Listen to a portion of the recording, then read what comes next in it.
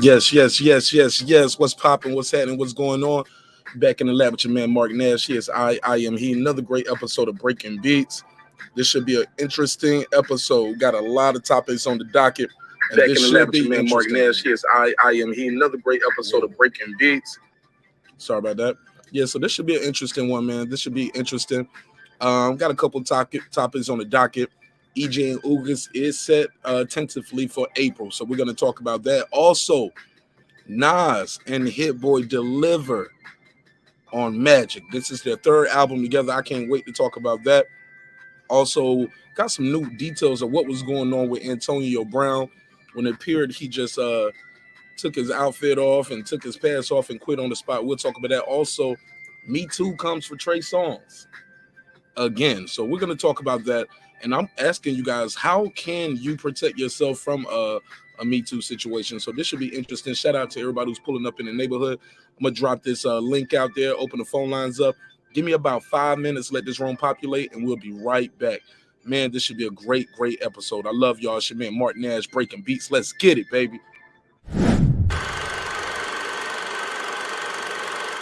This that squad sound.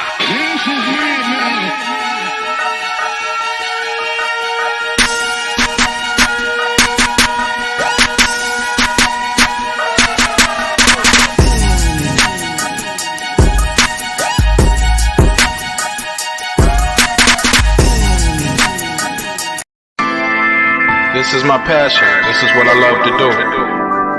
But some days, sometimes, I'm just like you, man. I hate this job. Damn, I hate this job. Damn, I hate this job. Damn, I hate my job. Damn, I hate this job. I'm just like you. Damn, I hate this job. Man, I hate this job. Man, I hate my job. From a good dream I wake, sun rays on my face, planning out my day, hoping this ain't the one that I catch a case. I feel so good, I feel so straight. My manager keep calling me saying, hurry up, you late. Hurry up, you lay off. Y'all, man, I hate this job. Man, I hate this job. Been trying to play it cool, but it's hard to play it off. I've been hanging on to this bush, cause my car still ain't paid off. I know I'm on my way up, my boy just got laid off. So, y'all, man, I hate this job. Man, I hate this job. These hooks here so ratchet, these here so sneaky. Y'all don't even really pay enough for y'all to only pay bi-weekly. I'm trying to double up my cash, take this job, shove it up your area. Yo, man, I hate this job. Sometimes I want to say, walk in and slap my boss. This shit is getting hard. Damn, I hate this job. Gotta make it out of this struggle, bro. And I don't really mean to take it out on you. You just a customer, but damn, I hate this job. Damn, I hate my job. Damn, I hate this job. Damn, I hate my job. Damn, I hate this job. Damn, I hate this job. Damn, I hate my job. Damn, I hate this job. We're the reason why your stockholders always stay afloat. Yet I'm asking, are they hiring? Like everywhere I go, schedule will say 9, but I think it's fine if I clock in at 9:04. I work 40 hours a week plus overtime just to be bro. So y'all, man, I hate this job. Hate that I applied. So much has transpired since the day that I was high. Told me I could advance, but you were telling me lies. Gotta give your notice before I quit, but you don't say shit right before I'm fired. Damn, man, I hate this job. Sometimes I wanna say, walk in and slap my boss. This shit is getting hard. Damn, I hate this job. Gotta make it out of this struggle, bro. And I don't really mean to take it out on you. You just a customer, but damn, I hate this job. Damn, I hate my job. Damn, I hate this job. Damn, I hate my job. Damn, I hate this job. Damn, I hate this job. Damn, I hate my job. Damn, I hate this job. You and your procedures, you and your protocol, you and your policies, none of that shit don't apply to me. You and your quotas, you and your standards, you and your 2 sick days a year. Y'all niggas bananas. Wonder why the postman's posted with hammers, going postal with Popo on camera. His wage got him enraged, stressed out, it's hard to maintain. He flips the middle, revs his He said if you don't get the picture, I quit, you ain't shit. Mother, man, I hate this job. Sometimes I wanna say, walk in and slap my boss. This shit is getting hard. Damn, I hate this job. Gotta make it out of this struggle, bro. And I don't really mean to take it out on you, you just a customer. But damn, I hate this job. Damn, I hate my job. Damn, I hate this job. Damn, I hate my job. Damn, I hate this job. Damn, I hate this job. Damn, I hate my job. Damn, I hate this job. Look, man, I hate this job. I put my pants on one leg at a time, just like you. I'm out here trying to take care of my family. Damn, I hate this job. It's not always glamorous, for real, but I do what I gotta do for me and mine, you know? Damn, I hate this job. Damn, I hate my job. Damn, I hate this job. Damn, I hate my job. Damn, I hate this job. Damn, I hate this job. Damn, I hate my job. Damn, I hate this job. Damn, I hate this job. Damn, I hate this job. Damn, I hate my job. Damn, I hate this job. I'm just like you, nigga. Damn, I hate this job. Man, I hate this job. Man, I hate my job.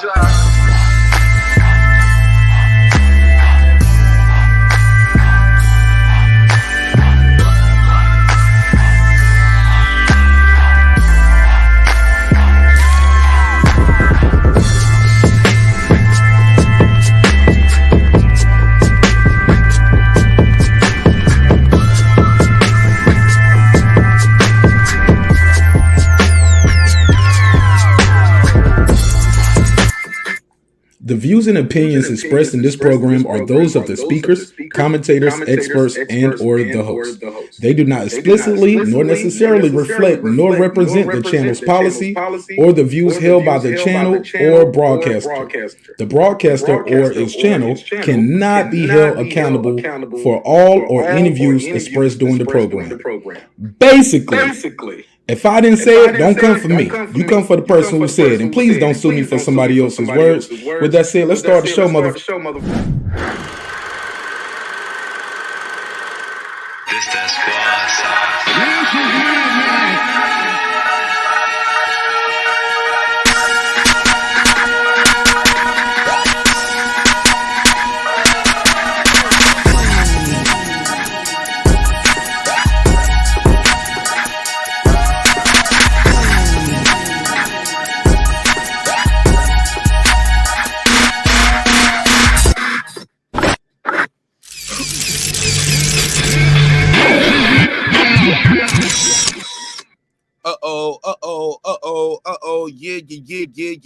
Yeah. What's popping? What's happening? What's going on? Welcome home to all the neighbors in the neighborhood. Man, really missed y'all, man. Seems like we was just here this morning, and we were. And just like that, we back at you with another one, baby. It's your man marqnash, another great episode of Breaking Beats. You already know what it is. It's a hip-hop political sports show with a comedy twist. We're going to let these jokes fly because life is serious enough. Man, we got a good one playing for you. Got a damn good show playing for you. Drop your area code in the chat. If you've never been here before, drop your area code in the chat. Let me know what side of the earth you are roaming the turf. Definitely want to give a big shout out to everybody out there. Shout out to the mods out there who's been rocking with the show. And shout out to everybody who's new to the show. I appreciate your time. I appreciate your energy. Thanks for supporting the show. Let's get right into some of these topics. As you know, got some boxing news that kind of broke earlier today and late last night for some people. But we're talking about not Terrence Crawford. ERROL Spence Jr., a.k.a. the Big Fish, fighting Yordenis Ugas. According to reports, this is scheduled for April. It's a clip going around with Spence and somebody, I forgot the gentleman's name. And he's like, yeah, this my brother. I'm sorry, that was a different ERROL Spence clip. Never mind. All right, I know it's too early. All right, it's too early for the fish fry. Look, but that unification bout is scheduled to go down on Thursday. I'm sorry, not Thursday, Wednesday. Not Wednesday. April. What the hell am I talking about? So we're gonna talk about that. Also, we got to talk about this Nas album, homie. This Nas album is super fire, bro. probably the best one out of the 3 that he's done with Hit Boy, bar for bar. Like, wow. Jay-Z said can't nobody see him in no verses. Nas is definitely making a case. Also, we're going to talk about the Antonio Brown. What happened with Antonio Brown? We got some new details of what was occurring with Antonio Brown. So we're going to talk about that. Yeah, I think it's a lot of people are going to, I think you might want to give Antonio Brown an apology after you hear about that. Also, what's going on with Trey Songz, man? We touched on this topic lightly the other day, but we definitely got to get into this, man. We got to talk about what's going on with Trey Songz being accused of sexual assault. Let's just say what it is, sexual assault. This woman right here has come out and just straight up called my guy Trey Songz a rapist. So we're going to talk about that. It's truly unfortunate. But really, I want to ask you guys, how do you protect yourself from being in a Me Too situation? What can you do? What, how does it work for you? Have you ever been in a situation like that? So we're definitely going to have a good conversation. We're going to talk about it. Got to give a big shout out to my OG homie right here. This guy right here has a truly remarkable show on YouTube. His name is Stormy B Man. Please check out Stormy B Man. And when you get there, make sure you let him know marqnash told you about his show. Let me give him the $2 drop because he's definitely supporting the show. Let me give him this drop right here. He said he got $2 for the content that he support. And hey, we support you back, bro. I'll give you the $2. You give him the $2. All right, pay him the $2. Oh, pay the $2. Hey, but I would be remiss if I continue the show without saying a big shout out to the guys like Shelton Moore and that guy Eclipse. Without you guys, this show would not be the same. Thank you for your time and your energy, my brother. Good evening. How you feel, fellas? How you doing, brother? Oh man, I'm good. I'm good. How you guys doing? Watching that game over there? Good Monday night game going? Nah, nobody cares about the Steelers. They out. My mama love the Steelers. She cares. She cares. She gonna watch it. Yeah, I'm not watching that game. Okay. But how you feel though, Shelton Moore, before we open this up? Yeah, I feel pretty good, man. You know, I heard some partial on First Take today and on Undisputed, the information you about to drop. Yeah, you know, it really doesn't change my opinion though. But about Antonio Brown? Yeah, I heard the information that you're talking about. That he was they told him, asked him to go back. No, hold on, wait a minute, Shelton Moore. Don't do that. Now you just gonna spoil it for everybody. Now look, I ain't gonna spoil it. Yeah, don't spoil it. Yeah. Let's. Yeah, we got to do the show. Let's do it in a nice little order. Yeah, you got it. Yeah, I'm trying to package the show up in little clips. So okay, so segment gonna be a clip of his own. Let's introduce my guy, that guy Eclipse. Eclipse, welcome home. How you feel, bro? Unmute your mic, Eclipse. Might have stepped away. Go ahead, Darren Lincoln. How you doing this afternoon, my brother? Darren Hey, Lincoln, what's going on, man? I'm chilling, man. I'm happy to hear this fight about to, go down in April. So that's it, man. I'm just happy about the fight about to go down. I'm happy for you, ERROL SPENCE fans. I'm happy for boxing fans. Happy for the welterweight division. Hey, look, Story B, man, I just realized what you put. He said, these last $2, I'm not going to lose. These last $2. Hey, yo, actually, that was going to be the drop for the $2 drop.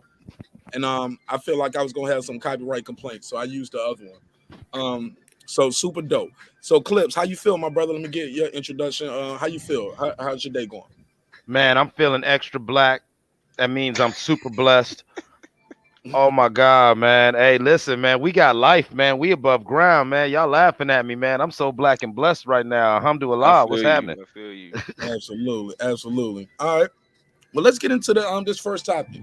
First topic on the docket, as you guys know, we got to get into this boxing news. I do not want to bury the lead on this.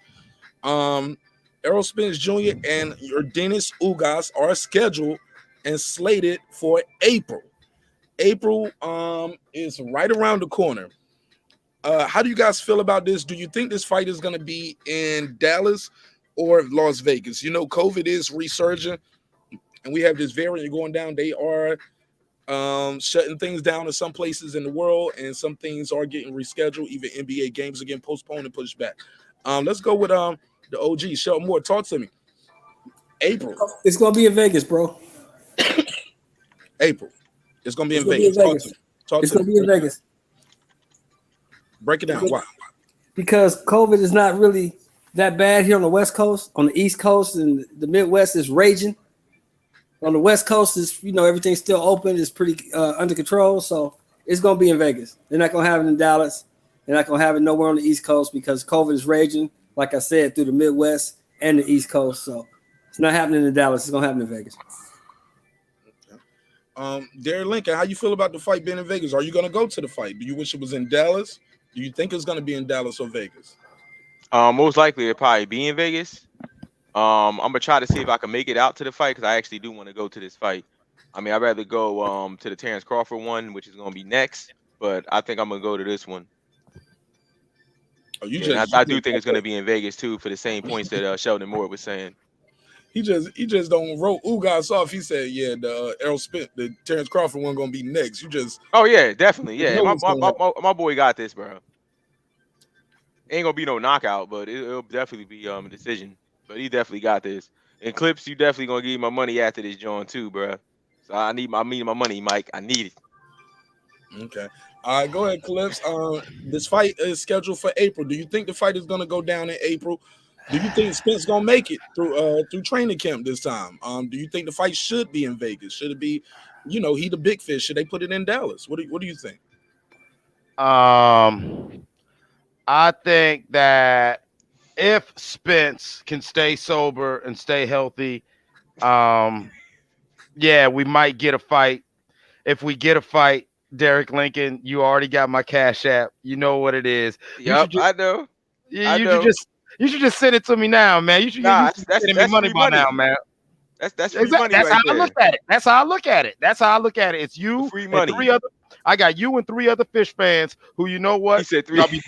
Y'all be blessing my Cash App. I love y'all, man. I'm trying to tell I'm y'all. about to buy me a new marqnash shirt, bro, with that, you know what I mean? Yeah, I see that. I see you. I'm jealous. Yeah, you see. I see you out here, drippy out here. Go on and show that for the people one time. Yo, shout out to my guy, Derek Lincoln. Show people that merch you got. He's wearing one of our pieces right here. It says, "What can I say?" And I'm super, super proud of you, man, for supporting the show. Thank you so much for your time, your energy, and putting the money behind the content and that you're rocking with. And yeah, it's a dope little piece right here, man. It says, "What can I say?" This is what they come in 3 colors: black, red, and blue. And I believe Derek Lincoln has a blue one and a red one. So I'm waiting for the blue, John. I'm waiting for the blue one to come. They still ain't hit me up. You're doing it again, Clips. Respectfully, homie. Hold on, homie. Go ahead, Derek Lincoln. Oh, my bad. No, I was saying my blue one didn't come. I kept hitting up the people to see what's going on with it because I'm like, I haven't heard anything. So I'm still waiting. I actually just sent them an email again, like not too long ago. Okay. All right. So they're gonna get it to you though. They'll get it to you. Go ahead, Clips. Kind of was cutting my brother off right here.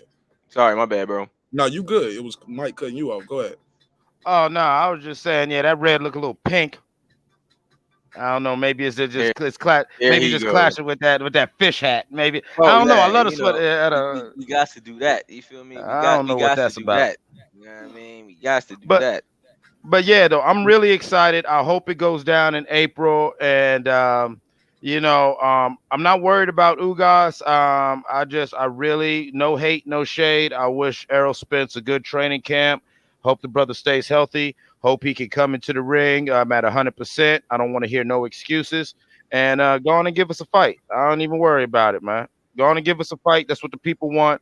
You are 2-belt champ. Go on and get back in the ring, get active. I mean, come on, for real. Really. I mean, what did he say? It's about to be 3. About to be 3. We're gonna have to correct that in a few. If it was a 5th, this party be lit. Well, it's gonna be lit up in this, John. Look. Well, my guy Stormy B, man, he said something interesting in the chat, and I want to bring that up. He says Ugas is live in this match. I was listening to my guy Mike on Sports. Shout out to brother Mike on Sports earlier today. Shout out. And he had people up there talking about Ugas getting knocked out.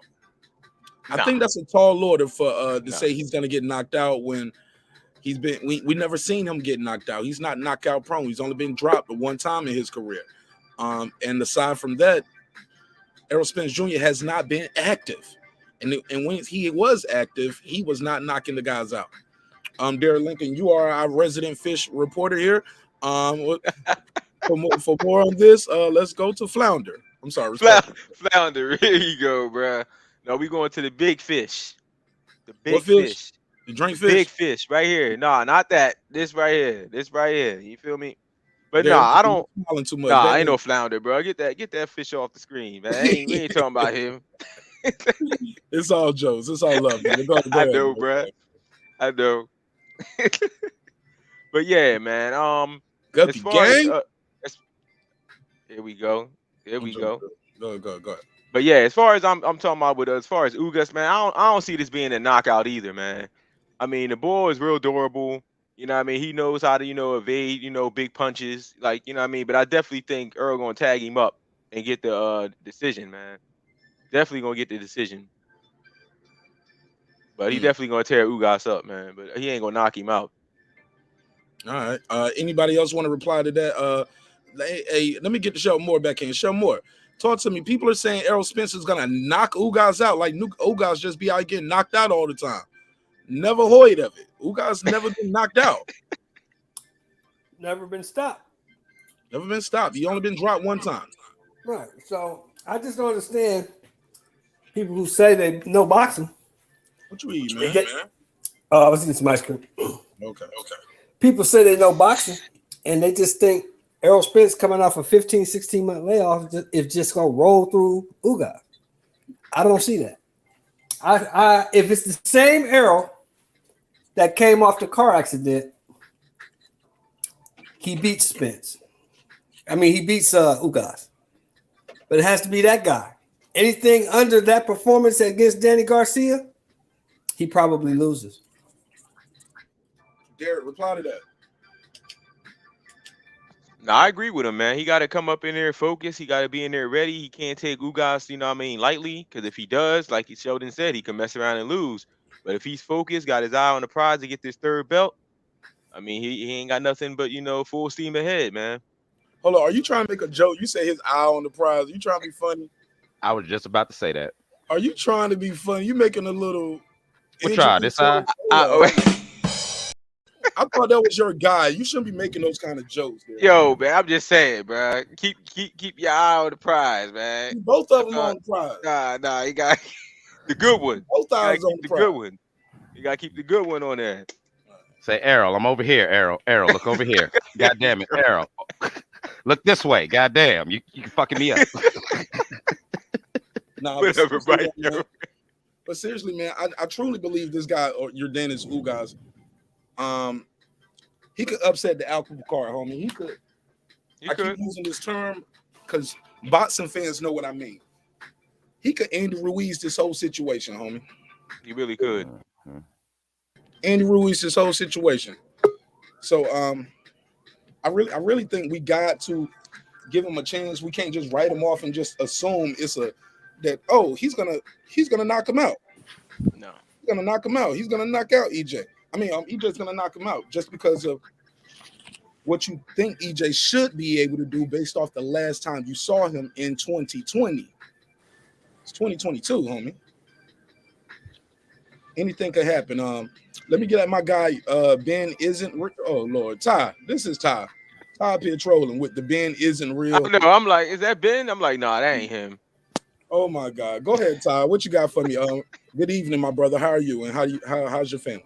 What's going on, man? I'm just getting back to the crib, man, from Savannah. Hey, man, eat so much seafood, man. I felt I had to gain 20 pounds like ERROL Spence between fights, man. Here you go. Look, I'm trying to be fair right now. I ain't trying to do no guppy gang jokes. I'm gonna leave. Look, I promise I'm not gonna put up the picture of him and Yellow Beezy tonight unless I'm provoked. Right. Sure, Mark putting that up. I'm gonna try to be fair. But shout out to everybody. Shout out to my sister Queen P. I see Queen P is here. Shout out to my girl Blue, Kevin. I appreciate you. Queen P, what's happening? But talk to me, Ty. What you got for me, Ty? Should this fight? This fight is supposed to go down in April. Do you believe this fight is gonna be in Vegas or Dallas? And what do you think it should be? Man, I don't know. I mean, with all these so-called Spence supporters, you would think it would be a bigger event in Dallas Cowboy Stadium, but Vegas is the mecca of boxing. So hey, let's put it in Dallas. Let's see, let's see what these Spence supporters do, man. See if they're gonna turn out and go in their pockets and show that he this real cash cow of the sport. Yeah, because Put it in Dallas. Yes, because Sean Moore said it's probably going to be in Vegas because of COVID and things like that and the protocols that they're going on in other states. But as far as I know, Texas is one of those states that they don't give a damn. Like if you with it, come on in, right? Come on in here and catch it. Yeah, we're going super spreader. Let's go. You know what I'm saying? Super spreading that thing, man. Whatever you want. He said, "We in here." Come on in here and catch it. We got it. Yeah. Come on, man. Yeah, it's crazy out there in Texas. All the cool kids got it. All the kids are doing it. Yay, COVID. Yeah, you gotta put the kids in on. We got all the COVID, the fresh COVID. We got the Omarion virus. Come get it. Y'all are crazy, man. They got Delta, Alpha. They got Delta, Alpha, Gamma, Kappa. They got the whole. They out there stepping with COVID. They out here the whole phonetic alphabet. Gonna be like hurricane season. Y'all are fools, man. Y'all are fools. Look, last thing I want to ask you, Todd, before we go to this next topic, I want to get your take on this. What do you feel? How do you feel about people saying that Errol Spence is going to stop Ugas? Do you think he's going to stop him? Do you think he can stop him? Nope. I don't think he can stop that boy. Anybody getting stopped is him. If anybody's health is in question, it's his health that's in question. I don't think he stopped Ugas. Like I pointed out on the last show, since the Amir Amin fight, Ugas has had 13 fights in the last 65 months. He's active. He's in shape. We've never seen anything to question his punch resistance. All the questions are around Spence and his health and his durability, if anything. So I don't think Spence stops him. Okay. All right, well, shoot. Anybody got anything else on this one? Before I'm gonna open the phone lines up as well. Let me get that out there. Shout out to my sister Queen P. She got the number out there in the chat. 470-705-9507. 470-705-9507. 470-705-9557. You're more than welcome to call in about the topic. Shout out to my guy. I got something else. Let's get it on, man. Let's hope this brother recuperates fully. Let's hope he's 100%. Let's have no more setbacks, and let's get the fight going. Yes, sir. I wish it was that easy, Mr. Moore. I wish Sheldon Moore would be like, look, I'm tired of this shit. I'm ready to see a fight. Let's make it happen. Right. Like, all right, well, shit. Uncle Sheldon said, let's do it. I don't know if the brother gonna we got to fight this weekend. I can see a fight. We got to fight this weekend. Oh, absolutely. We got Joe Smith Jr. versus Callum, right? Yes, sir. And we got what's the boy name? Luis Nery. I think he fights. Oh yeah. No. Hold on, Luis Nery. Let me see that. I thought Nery was on Keith Thurman's undercard right here. Luis Nery fighting Carlos. Oh, he's on the undercard. My bad. He's on the Thurman undercard. Oh, that's it. February 5th, right there on the screen. Yeah, man. I'm quick with it. Lopez? Oh yeah, that's a decent card. I like that. Okay, I like the Riverside Rocky. Okay, so you paying for this one? How much you think this is? $40? I'll give them $40 for this one. Y'all think this is $40? No, I'm hoping that it's $40 like the last. If it's $40, I'm there. If it's over 40, hell no. All right. Hey, Mark, I'm gonna jump off and right quick and jump back. I'm on my phone, the volume real low. I'm gonna get back on my MacBook. Yes, sir. Yes, sir. Look at him like little flex. Talk about I'm gonna use my MacBook. Peasants. You Android peasants. Yeah, I get it. Let me do this, man.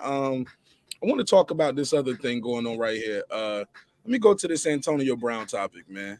Can I get one more thing in on the fight real quick? Please, go ahead, my brother. My last thing on we're gonna come back to it. I just want to give every topic right about 15-20 minutes real quick. Okay, no. Go on and do your thing, and I'll just come back to it. No, please go and say it now. All right. Yeah, my thing is just I really do think I understand the excitement of Spence fans. I understand that they're glad to see their king back and swimming again, but we got to be realistic to sit there and say that Errol Spence is going to knock out Yordenis Ugas That's a reach. Right now, let's just want Errol Spence to have a safe training camp and make it to the ring walk.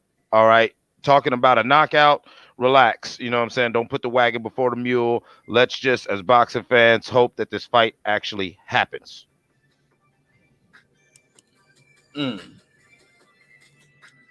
Absolutely. I couldn't agree more. Saw this in the chat. Stormy B Man said, he said off topic. Hey, it's never off topic here, homie. Nothing is ever off topic.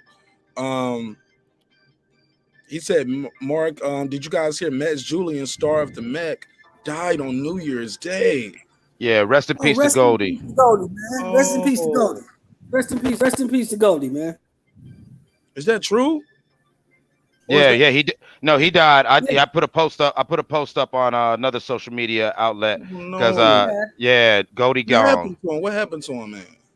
Old age. Goldie got 80. Yeah, he was like in his mid 80s. He was in his mid 80s. Max Julian, remember Max just made it to 99, respectfully. Yeah, Max Julian was in his late 20s when he did Goldie. People forget that man, he just looked good. He just looked good. He was he was damn near 30 because he went to Juilliard. Your audio's clipping. Wow. Really? It's clipping? Yeah, check the cable. But go ahead, say it again. Yeah, Max Julian, he was in his late 20s, early 30s when he did the Mac in the early 70s. Because people don't know, Max Julian actually was a Juilliard actor who had nothing to do with the streets until he did that movie. But the director made him spend almost a full year in Oakland with real pimps to study for the role, and he just never came back. That was the cool thing about Max Julian. He was actually a straight-laced dude, a real classically trained actor. Yes. So they got him. So basically, he was method. They got him. He was like method acting almost. And yes, really got turned out in the streets. Yes, he did. He did the Stanislavski method or method acting, and he was a classically trained. So they do that. So he immersed himself in the role for a whole year before they started filming. And like people said, by the time they said rap on the Mac movie, Max Julian and Goldie were indiscernible, and that's why he ran around for the rest of his life living that Goldie persona. He never was able to break character. Wow. I never knew that. Never knew that. That's new information for me. That's kind of disappointing. Learn something new every day. All right. I don't think that's disappointing. Like, I just think that just shows like how method acting is. Like people don't understand why Heath Ledger went off the edge like he went. He was a method actor who immersed himself in the Joker role. You know what I'm saying? While he was going through a bitter fucking breakup. You feel what I'm saying? He was already in a dark place. You don't need to be swimming in that bad mental area in a dark place. Yeah. Like method acting's real like that. Max Julian, living example. He took on a role in what was that 72, 73 when the Mac came out? 1972, brother. 1972. Yeah, but he took on a role in 1972 and has been playing that character until he died in 2022.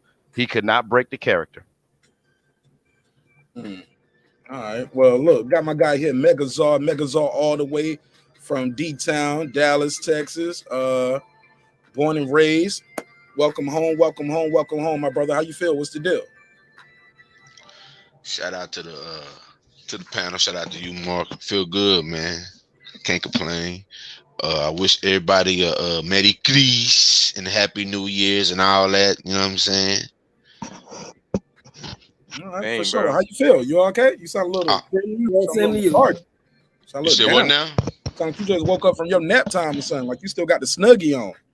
Oh, not at all. I was playing 2K, bro. Some money on the line, so I had to. Oh man, I feel. Hey, look, what's your take on ERROL SPENCE versus Ugas is going down in April? For some, when I try to connect me off the screen, so I'm gonna do a quick restart. But tell me what you think about this Ugas versus Spence going down in April. It's gonna be in Dallas. It's gonna be in Vegas. Have you heard anything on the ground there? And I'll be right back, guys. Let me restart this. I wouldn't be the one to ask if you heard anything. I would leave that up to Brandon. I see unanimous decision for Earl. I'm not saying that Ugas is a lightweight by any stretch of the imagination, but I just think Earl gonna take care of business, man. I don't see Ugas being a challenge. Unanimous decision, easy. And y'all know I'm not a Spence fan like that, but I got to call it how I see it. Yes, sir. Hey, that's your Derek opinion, Lincoln, brother. You turn your gotta stick camera to your off. gun. Nah, man. Matter of fact, hold up. There we go. Get a little closer so you can see the joint. You know what I mean? Yeah, he definitely like he gonna get Ugas. Like Oh yeah. that's a foregone conclusion. Like if he lose the Ugas, he need to retire. Like I'm keeping something ain't right. No, something ain't right. No, I'm just saying something ain't. If you lose the Ugas, something ain't right. I mean, I understand what you're saying, Megazar, but I gotta stop you right there. We're not gonna talk about Ugas like he's a soft touch or he's just there holding Errol's belt till he hands it over. I'm not saying he's a scrub by any stretch of the imagination, but I'm saying if Errol Spence is what he was in the Danny Garcia fight, he wins this. This is an easy unanimous decision. If we just using the eye test. Now I'm not gonna say he's gonna whoop him as easy as he did Danny Garcia. Ugas can get some rounds. I still think it'd be a unanimous decision though. Here's my question, Megazar and Derek Lincoln. Since y'all were so sure that this is pretty it's pretty safe for Errol Spence. Okay, they talking about knockouts. Errol Spence, even in the Danny fight, was hittable. You acting like Ugas, if he touches this boy, won't hurt him. Ugas at his best. I understand Ugas at his best don't hit harder than Kell Brook at his best. I'm not saying he's gonna hit him and knock him out, but you're telling me that Ugas can't get his shots off. No, I'm not saying that, but this is boxing. I believe Ugas is gonna win some rounds. I just think Errol Spence is the better fighter overall. You know, I don't think that Ugas has the mixture of speed and or power, and or is he a great angle puncher to really do damage to Errol Spence? Like I said, I believe he'll win some rounds. I just think Errol Spence is going. I think this is not a walk in the park, but this is a win. Like this is a win for Errol Spence. Like I said, if Errol loses this, he needs to retire. Something ain't right. Whoa. Something ain't right. Basically what you're saying, Megazar, is that this is You broke up. You said basically. Yeah, I couldn't hear you. What? Say it again, Show. No, I said basically what you're saying, Megazar, is that this is a tune-up fight. No, I'm not saying it's a tune-up fight. I'm not saying that at all. Like that's disrespect to Ugas. I just think on paper in the eye test, we all know Errol Spence is the better boxer. Like just on eye test alone and on paper. So I'm going based off of that, and I'm just going based off of gut instinct, Earl. Just like when Crawford faces Thurman, who's gonna give Thurman a real shot to beat Crawford? It's not happening. It's not happening. It's not happening if he's on his A game, bro. It's not happening. Right. If Spence is on his A game, it's not happening, man. Ugas is not beating him. And I'm not saying Ugas is but he's in a lesser tier than Crawford and Spence. Now, Megazar, I just got a question. I just want to be clear. Did you say if Spence is on his A game or if Spence is still in AA? There you go, bro. I'm gonna be honest with you. I'm gonna keep it a buck. If Spence in AA, he still should get it. If Spence been in AA in some of these goddamn fights and still won, like you can't drink like that. You can't drink like that and not drink the day. Like I know alcoholic behavior. You know what I'm saying? So he's been in AA in some of these fights and still won and still walked. You know what I'm saying? So whether he's bring his A game or his AA or his ABAC, ABB, blood code, Mortal Kombat, he's still gonna win. And you didn't catch that blood code, did you, from Sega? Y'all didn't catch that, did you? Yeah, I got you. I got you. But I got it. You as I thought about it. Okay, Mark, what's next? You're mad. Your audio is clipping right now, Sheldon. I don't know what I'm trying to get right to it. Let me get King Asia Math take on this topic, and we'll proceed. It's all good, man. It's all good. King Asia Math, how you feel? What's the deal? Hey, what's up? What's up? You know how I feel. 56 sitting on 56 mil, as we all should feel. Hey, that's what I'm talking about. Who blowing that Spence horn? Who blowing the big fish horn? Nobody. Look, I'm trying to be political and be fair. Mike is pushing every button to make one of these Guppy Gang boys get all upset. But it is what it is. What I'm trying to ask you guys, the fight is tentatively scheduled for April. Trying to figure out, what do you guys think about the fight being in April? Is that cool? Are they trying to get ahead of the Mexican Independence Day pay-per-view money, or shoot? Did they already, or is PBC blowing it already because they're giving us a couple pay-per-views prior to April? Is it going to hurt the Spence pay-per-view fight? Also, I'm asking, do you think the fight is going to be in Dallas because he is the big fish, or should it be in Vegas since it's a unification? What you got, King Agent Man? I would say Vegas, but on the percentage, I think it's going to end up in Dallas. Really? Elaborate. Why? Because he's the bigger draw. He's the A side. It's going to be part of his, I ain't going to say demands, but it's going to be, part of his terms. You got to fight me on my terms. I got 2 belts. You just over there babysitting. He's supposed to have that one already. Supposed to got that one back in July. But yeah, if Spence say, hey, we got a showdown in Dallas, Ugas would oblige that. Be no problem with it. But I think it should be in Vegas. All right. Do you think they're milking the pay-per-views too much before they finally give us, a pay-per-view we want? Also, what do you think the price point going to be for that Thurman fight? I wanted to ask you that too. Thurman Crawford? No. He got to get through Barrios. Keith Thurman, Barrios, pay-per-view card is on the screen. I don't know if you can see the card, but you got Thurman, Barrios, Santa Cruz versus Carbajal, Ramos versus Lopez. That might be fight of the night. Luis Nery versus Castro. Is this another $40 pay-per-view card? What you got? $3.99. Oh man. I'm gonna keep it. He do a real ka-ching. I'll give him $40 for that, man. You said I give Mark $40. Yeah, Barrios got a good chance of upsetting it if he going on his A game. He could. I ain't gonna say it's like a shock. He could give a shock the world performance, but I'm not looking for him to really go shock the world. It wouldn't be shock the world if he beat Thurman. It'll be what it'll be. Thurman is who we thought he is at this day and age. That's what it'll be. All right, Ty, give me the same question for you. What you think about this Ugas Spence pay-per-view? What you think the price point gonna be? You think it's gonna be in Dallas, or you gonna think it's gonna be in Vegas?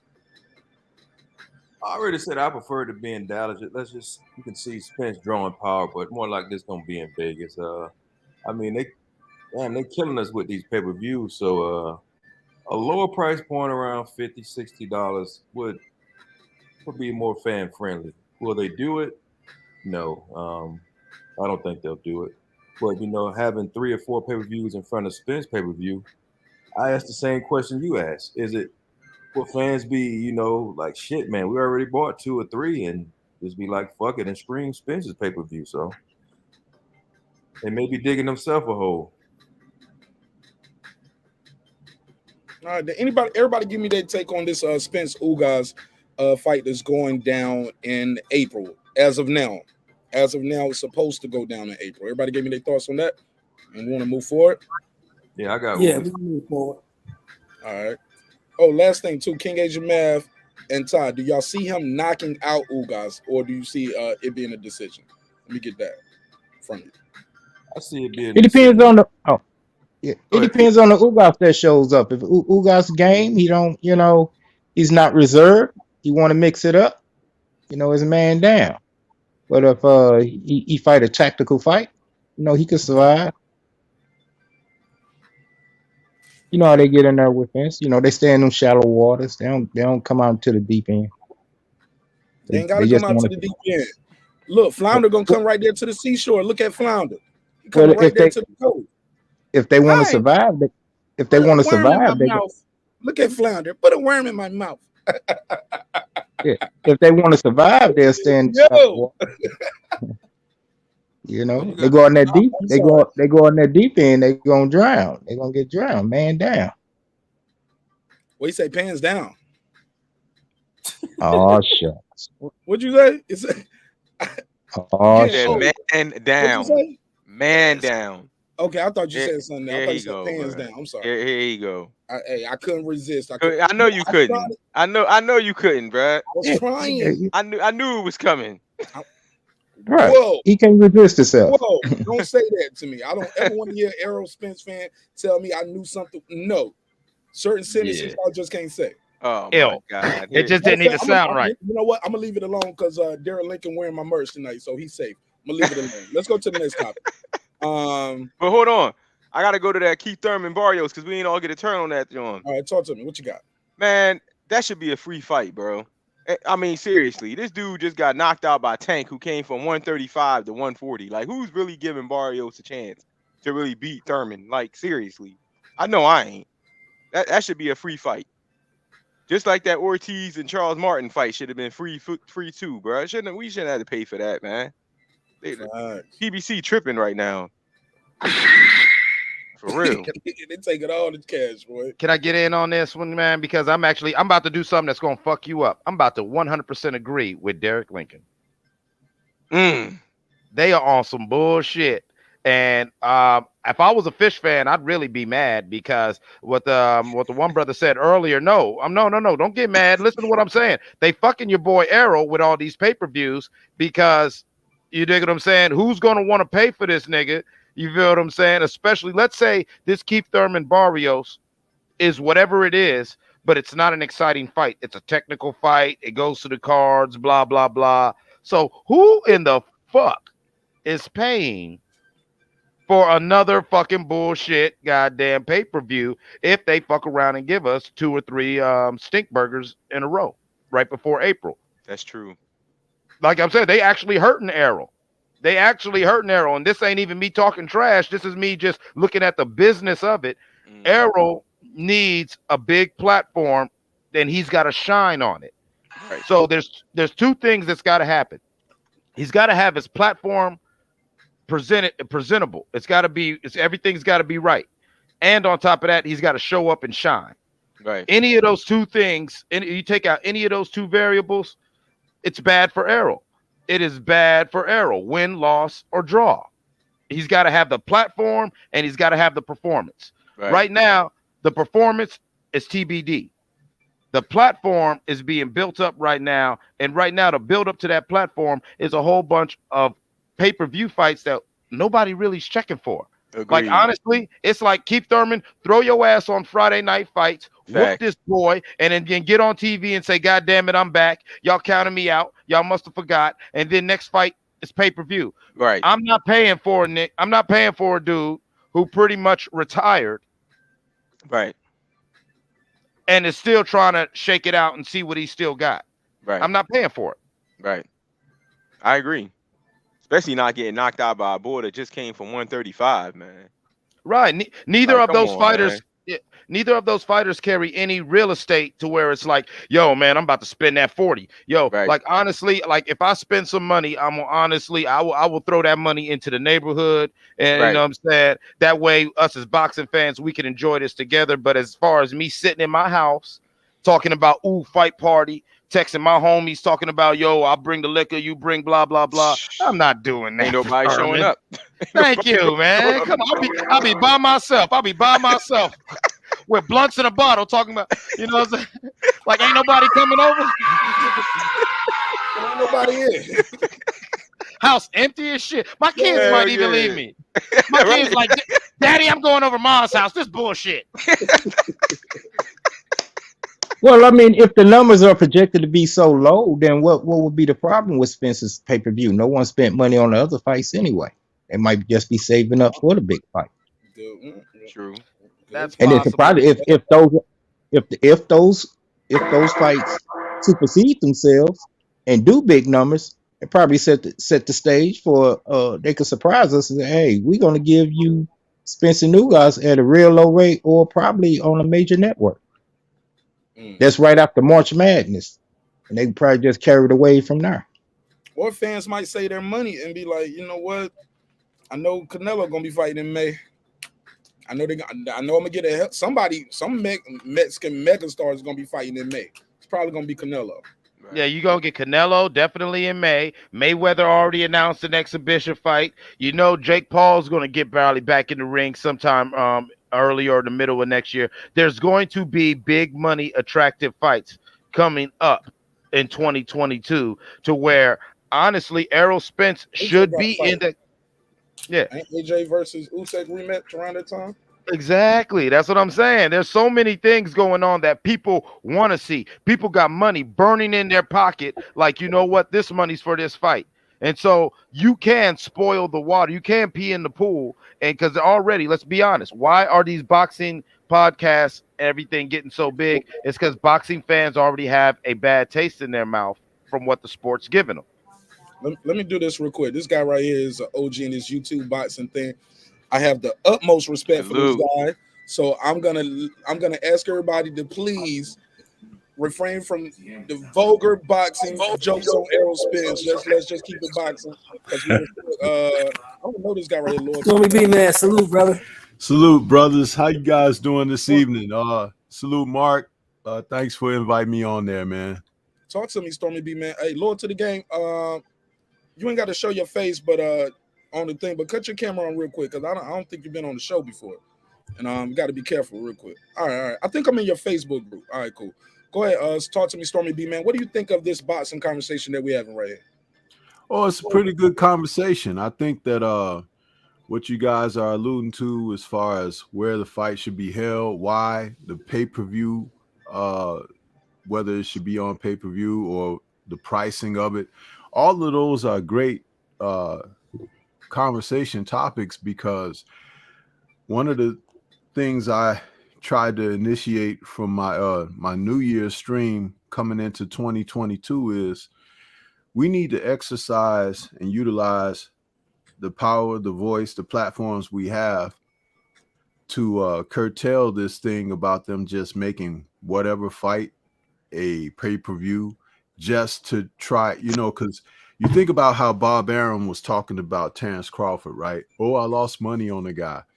Right. Well, these promoters now, if you really look at what they're doing, they're not even doing their jobs. It's not just Bob Arum, but they're trying to counter what Al Heyman implemented with not promoting these fighters properly. Al Heyman, with his advisory role, one of the things he was able to do is help these fighters keep more money in their pocket, and then to advise them how to manage the money and where they could take it, where they could invest, even if they wanted to manage and promote fighters themselves. And they've done that, and you've seen it.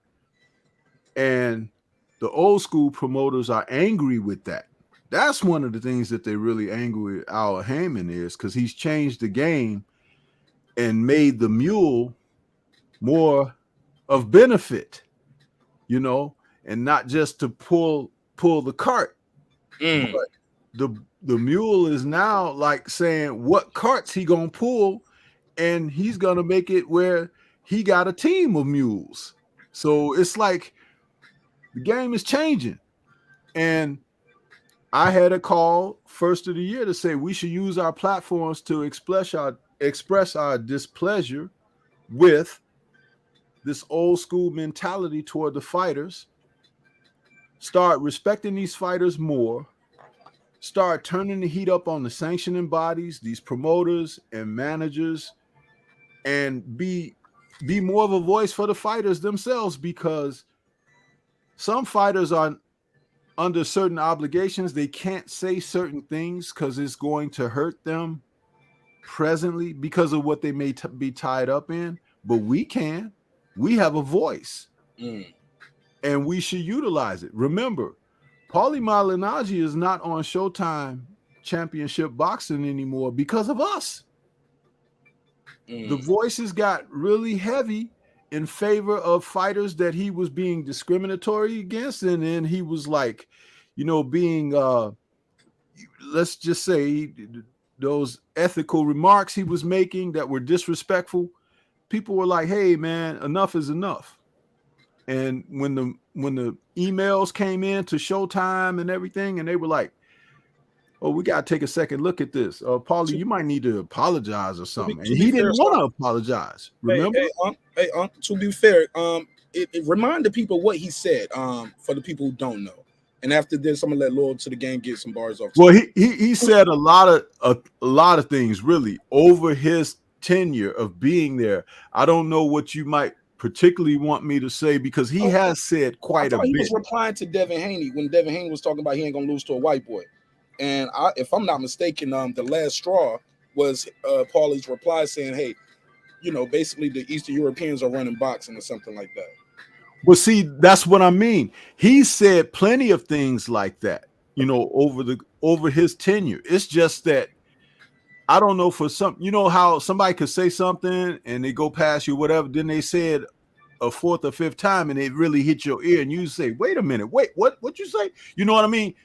But Paulie had been there for years, and it's just like they got rid of Bobby Ches off of there for having a drinking problem and getting in, DUIs and stuff like that. That's a more serious thing, when you talk about jeopardizes people's lives when they get on the road. But Paulie represents a mindset from people in America. You understand? And you're supposed to be nondescript. You're supposed to be nondescript when you're on the air like that. So, and by him doing those kind of things, they finally had to answer to the public because they were inundated with emails and stuff of displeasure with Paulie, people being fed up.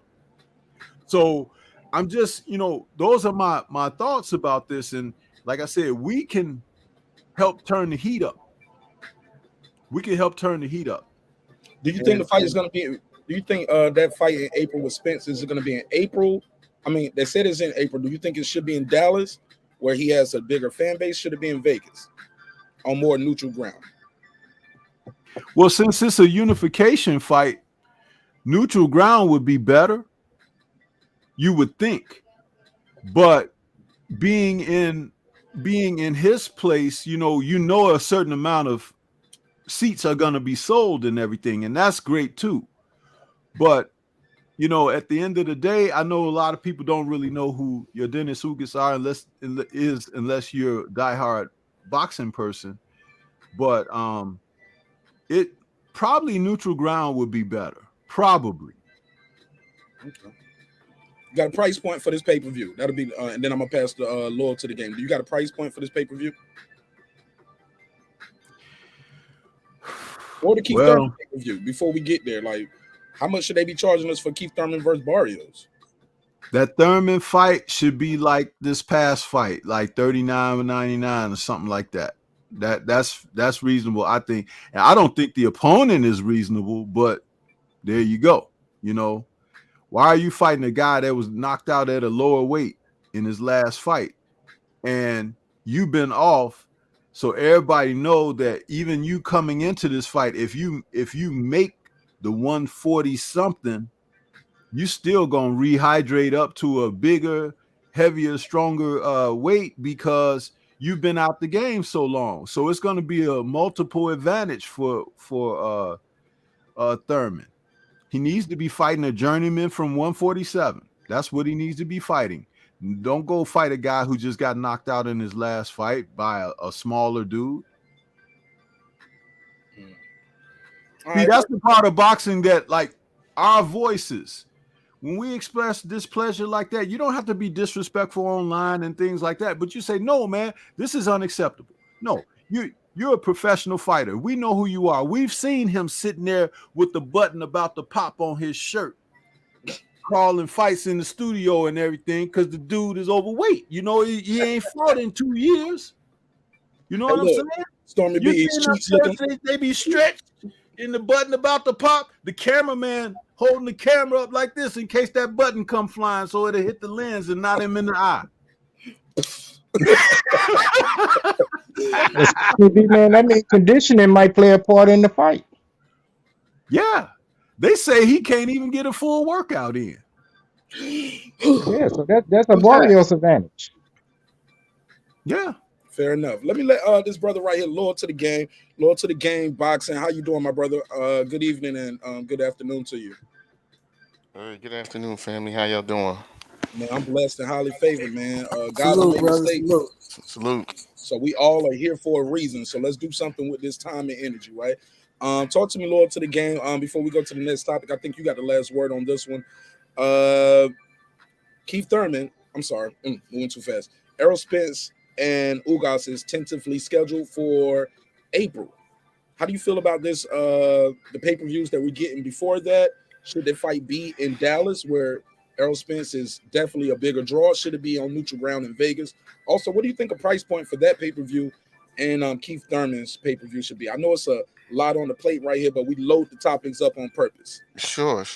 Well, the pay-per-views leading up to the fight, I don't really agree with them being pay-per-views at all. But my personal belief is, boxing lost a lot of money in 2020 due to COVID, and they trying to make up for it. You know what I'm saying? Like, networks give people budgets.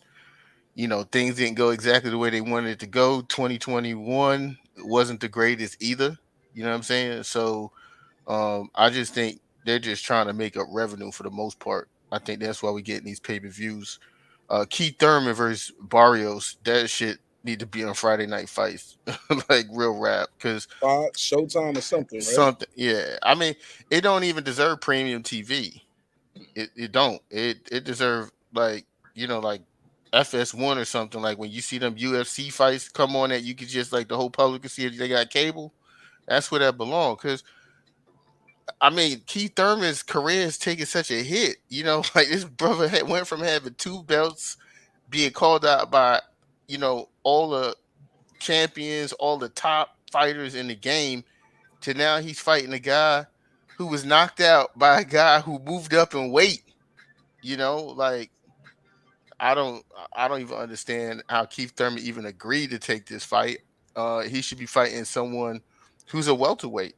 But I think what happens is, which is kind of a gift and a curse with PBC and Al Heyman, is Al Heyman looks out for his fighters, and I think he wanted to put Barrios in a position where he could make some money. And he positioned it to him, and Barrios said yes, and I mean, that's how it worked. Al Hamm is, he's known for doing shit like that. Leo Santa Cruz, like if you are loyal to him, he returned the favor back. And I think that's what's going on with Barrios in this situation. But on the flip side of that, I'm just disappointed that Keith Thurman even agreeing to fight the man. You know what I'm saying? That I'm just like, Keith Thurman, bro. Like what happened, bro? He needs his get back. He got to get his get back. Man, when I get back, the brother been out of boxing. Look, he look. The fight against Pacquiao was a great fight. I have no clue why he, what I'm saying, like why he didn't fight for 30 months. I don't get that. You know what I'm saying? It was a great fight. He outlanded Pacquiao. Pacquiao knocked him down and outboxed him the majority of the fight. It was a great fight. I think he should have, swallowed his loss, and he should have came back, kind of like what Sean Porter did against Formella. He should have got someone like that, you know what I'm saying, and stayed busy and, put himself back in the runnings. But this guy's had a issue, for the last, 5 years, man, from the time, ERROL Spence went and won the IBF belt, and he was, supposedly, I feel like him and ERROL Spence was supposed to be their first pay-per-view. But, this guy got calcium deposits in his elbow removed, something that takes 6 months. They say 6 weeks to 6 months to heal. This dude was out for 22 months. And when we saw pictures of Keith Thurman during that time, he had breasts. You know what I'm saying? He couldn't make weight. He was out of shape. You know what I'm saying? They kept making up excuses about this dude, you know what I'm saying? Having a hand injury or this or that. But this dude, he knew he wasn't hungry like that anymore. He admitted on Showtime when Showtime was trying to make Keith Thurman and ERROL Spence so bad they kept making them sit next to each other during fights, interviews. This dude, I don't know what happened to him. He went MIA, man. You know, he went over there dressed like Aladdin, found him a wife and shit, and you know what I'm saying? I can't be mad at him though. You know what I'm saying? He found love, you know what I'm saying? But hey, it is what it is, man. But his career's taking a hit. He's never going to be, I feel like he's never going to be at the caliber he was at. His best days is definitely behind him, for sure. Now on the Spence tip with Ugas, that fight is going to be a regular pay-per-view fight. They have to make it 74.95. They got to make it that, because mark my words, and I don't know if someone has said this to you guys already, but mark my words, they have to do it, and it's going to do well because people are going to watch it because it's the build-up to him and Crawford fighting next. So people are going to buy that fight because it's more to it than just a fight with Ugas. It's a story. It's a saga. It's a build-up to something bigger. So people are going to tune in and buy it. And like I said, mark my words, if you didn't hear it from me first, I'm one of the first to say it. When him and Crawford fight, it's going to be $99.95. So they're not going to discount it. You know what I'm saying? So many people want to see that fight like they did with Floyd and Pac. We thought it was going to be $74.95. That bitch was $99.95. When him and Terrence Crawford fight, it's going to be, the pay-per-view going to be $99.95. Mark my words on that. So they're definitely not going to give us no type of discounted rate for him and Ugas because they got to keep it at a certain standard for them to truly maximize off of that payday with him and Terrence Crawford fighting next. Dallas or Vegas? In all fairness, it should be Vegas. For revenue purposes, because look, let's be real. Manny Pacquiao couldn't even sell tickets with Ugas. They did 200,000 pay-per-views. You know what I'm saying? Yeah, about 200, 230, something like that. Something like that. You know, and that's Manny. And that's all Pacquiao. Yeah, that's what I'm saying. That's the point. So Ugas may not really be like, he's not really the draw. The draw is his belt. And if Spence could collect it, so we can see him fight Crawford next. So I would say the fact that he's a champion, it should be on neutral ground. But if they're trying to maximize revenue, it should be in Dallas because I don't feel the big fish can sell anywhere. He eat anywhere in the ocean, right? Put it in Florida. Well, I mean, it's no place like your home. You know what I'm saying? I mean, they go for almost any fighter. They didn't go for Sean Porter, but they go for almost any fighter. You know what I'm saying? Because look, they could try to put the fight in Vegas because there's arenas just as big as AT&T Stadium. The new Raiders Stadium holds a lot of people, but I don't think it would pack out the same way the Dallas Faithful's going to pack out AT&T Stadium. So the question is, you know, do they want to sell more seats? I think the pay-per-view numbers are going to be what they're going to be. But I feel like in Texas, they'll definitely sell more seats than they'll sell in Vegas. If they fight in Texas, of course, it'll be at Jerry World. If they fight in Vegas, it'll probably be at like the T-Mobile Center. You know what I'm saying? That's my thought process on that. Fair enough. Hey, look, I want to move this forward real quick. Let me do this this cash app. Shout out to Thomas Jones. Thank you so much for the donation. Thank you for the support. Let me give him the $5 drop. Said he got 5 on it. I got 5 on it, 5 on it. I want to go to this next topic, man. And I'm very curious about you guys' take on this. We don't have to stay on this topic too long because this is definitely not a football podcast, homie. Pardon me. But I do want to talk about what's going on with the brother Antonio Brown. Reports that came out that somebody clicked off immediately. It was like, I don't do football. Bye. But I want to talk about this. As you know, you can see the screenshot here. He left the arena mid-game. They were losing to the Jets.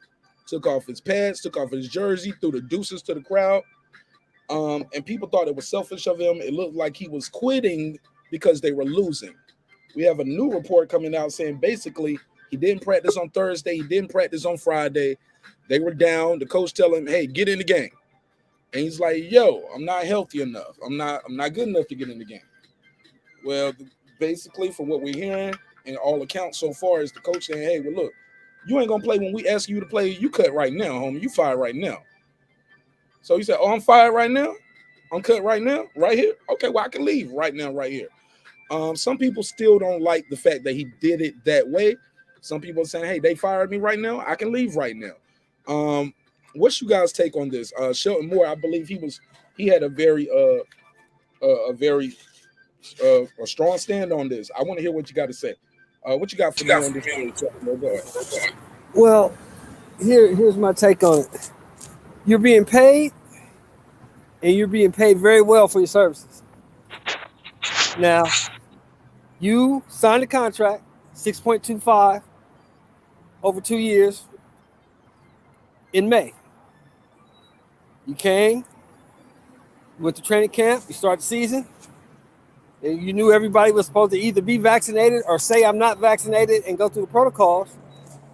You decide to get a fake vaccination card, and you get caught, you get suspended for 3 games. You come back last game, the man targets you 16 times. You got 10 catches, 150 yards. You know, he's trying to get you the ball. He's trying to get you to your numbers. In this game, yeah, 8 you touches, play, get a couple touches, you get a bonus. Correct. Yeah, he was trying to get you there.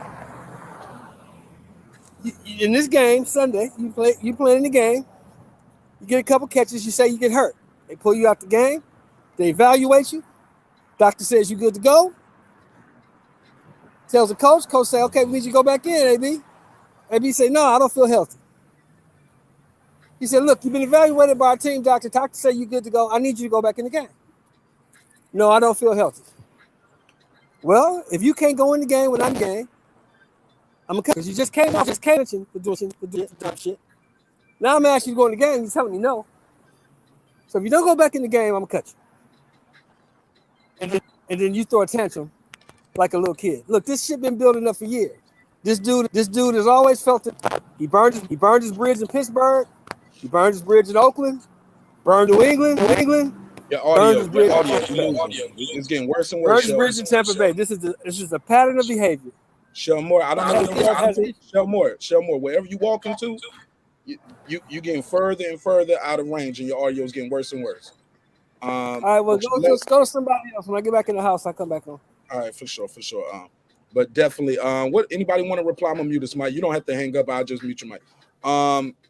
Anybody want to reply to that? Yeah, I got an interesting take on Antonio Brown. Let's go.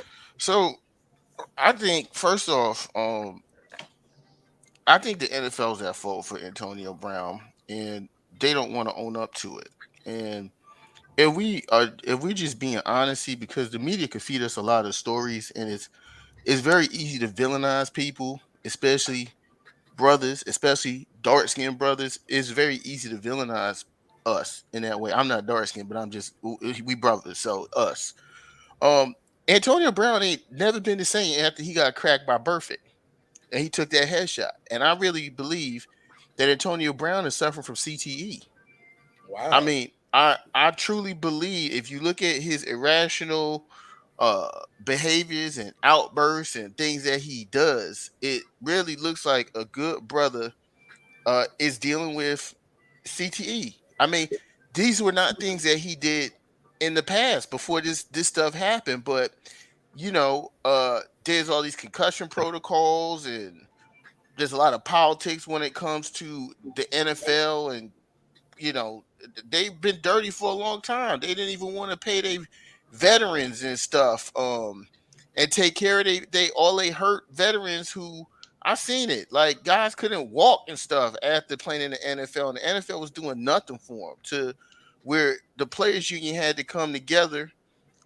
Stand-up guys Ray Lewis got his own issues, but I still call him stand-up for what he did, where they put money in. The players was put money in a pot to take care of the guys who came before them, just to make sure that they could function. And when I look at Antonio Brown, you said Ray Lewis. Yeah, Ray Lewis said, "I ain't taking no knee. I was praying." Yeah, that's why I said he got his own set of issues. You know what I'm saying? Did But Ray Lewis murk somebody? No, I'm joking. Leave Ray alone, man. Ain't nobody catch a body and was Super Bowl MVP in the same He year. was acquitted. I'm teasing. He was acquitted. yeah, Him and OJ, they didn't do it. Go ahead, though, bro. yeah. Wow. They didn't. That's But what the court said. So I feel like, you know what, it might just be better for Antonio Brown just not to be in the NFL anymore. You know, just overall.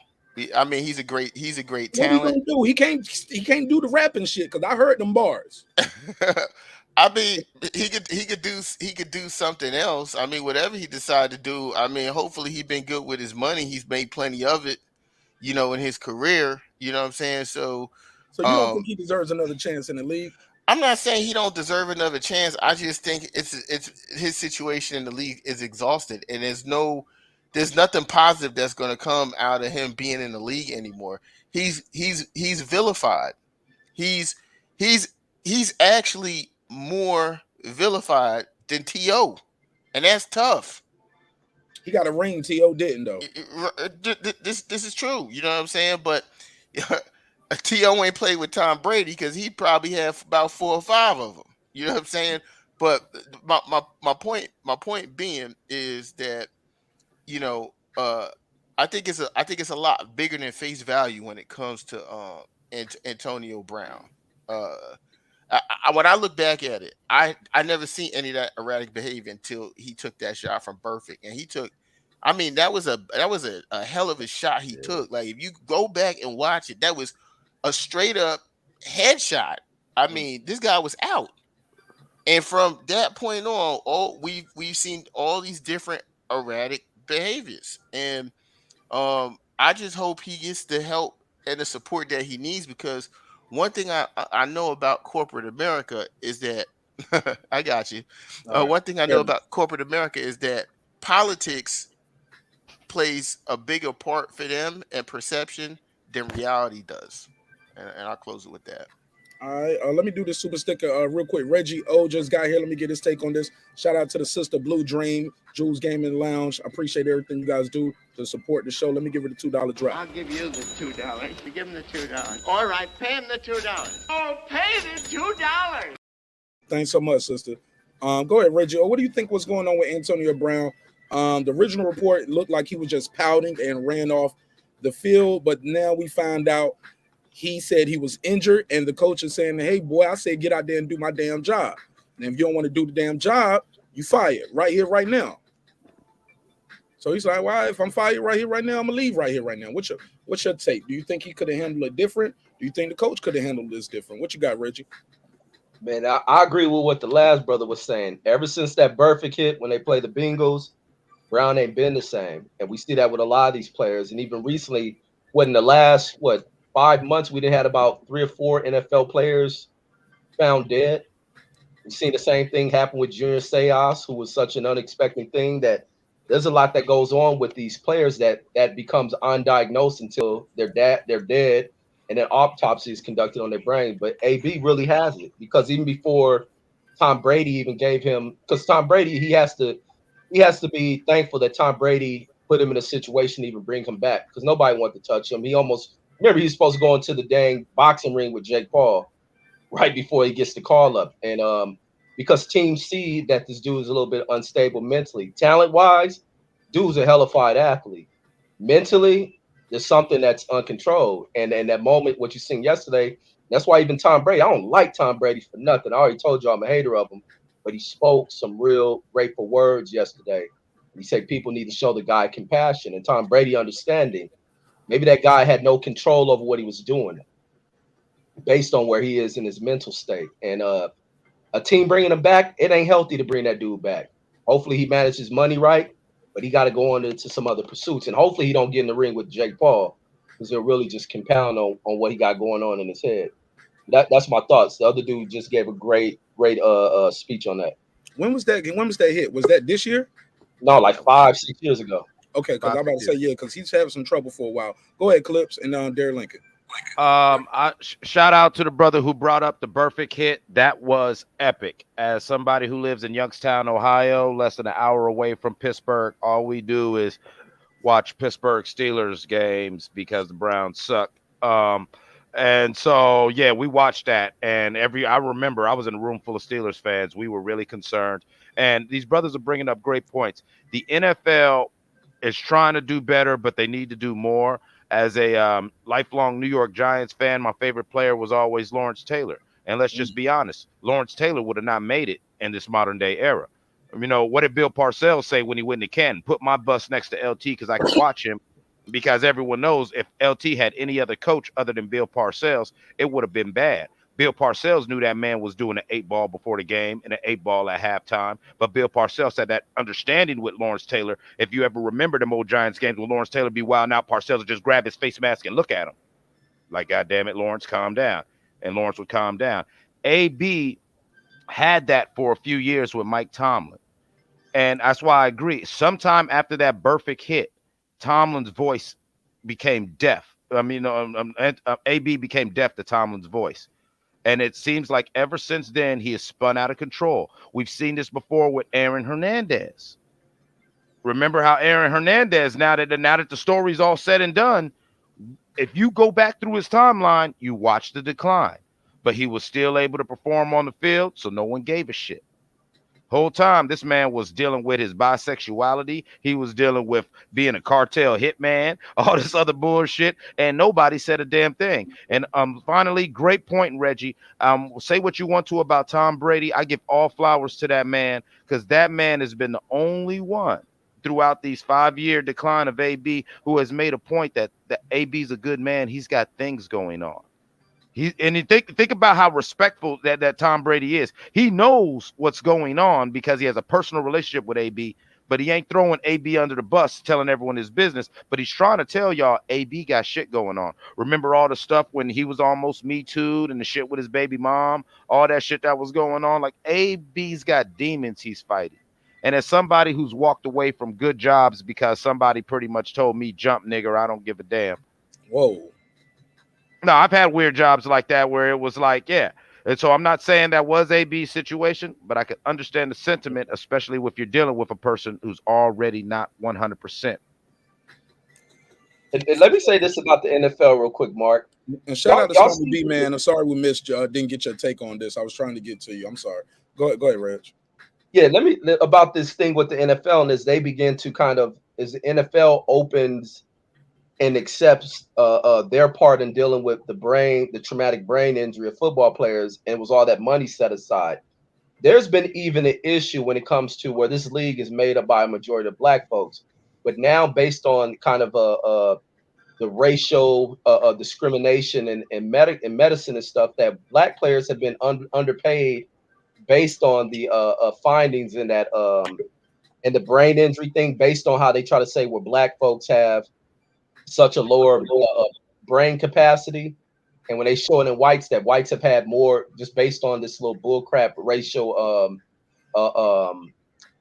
medical bullcrap research. It ain't even real research, but the NFL has adhered to it and have to be taken to court again about how they've been paying these suits out because they've been giving the white players an increased amount based on that little racist medical I don't even know what the word to use, but the research that comes in, because they say black folks have lower capacity of their brains and whites just have this capacity. Let them finish, please. I got to move forward, please. No, have this great capacity. Private chat, please.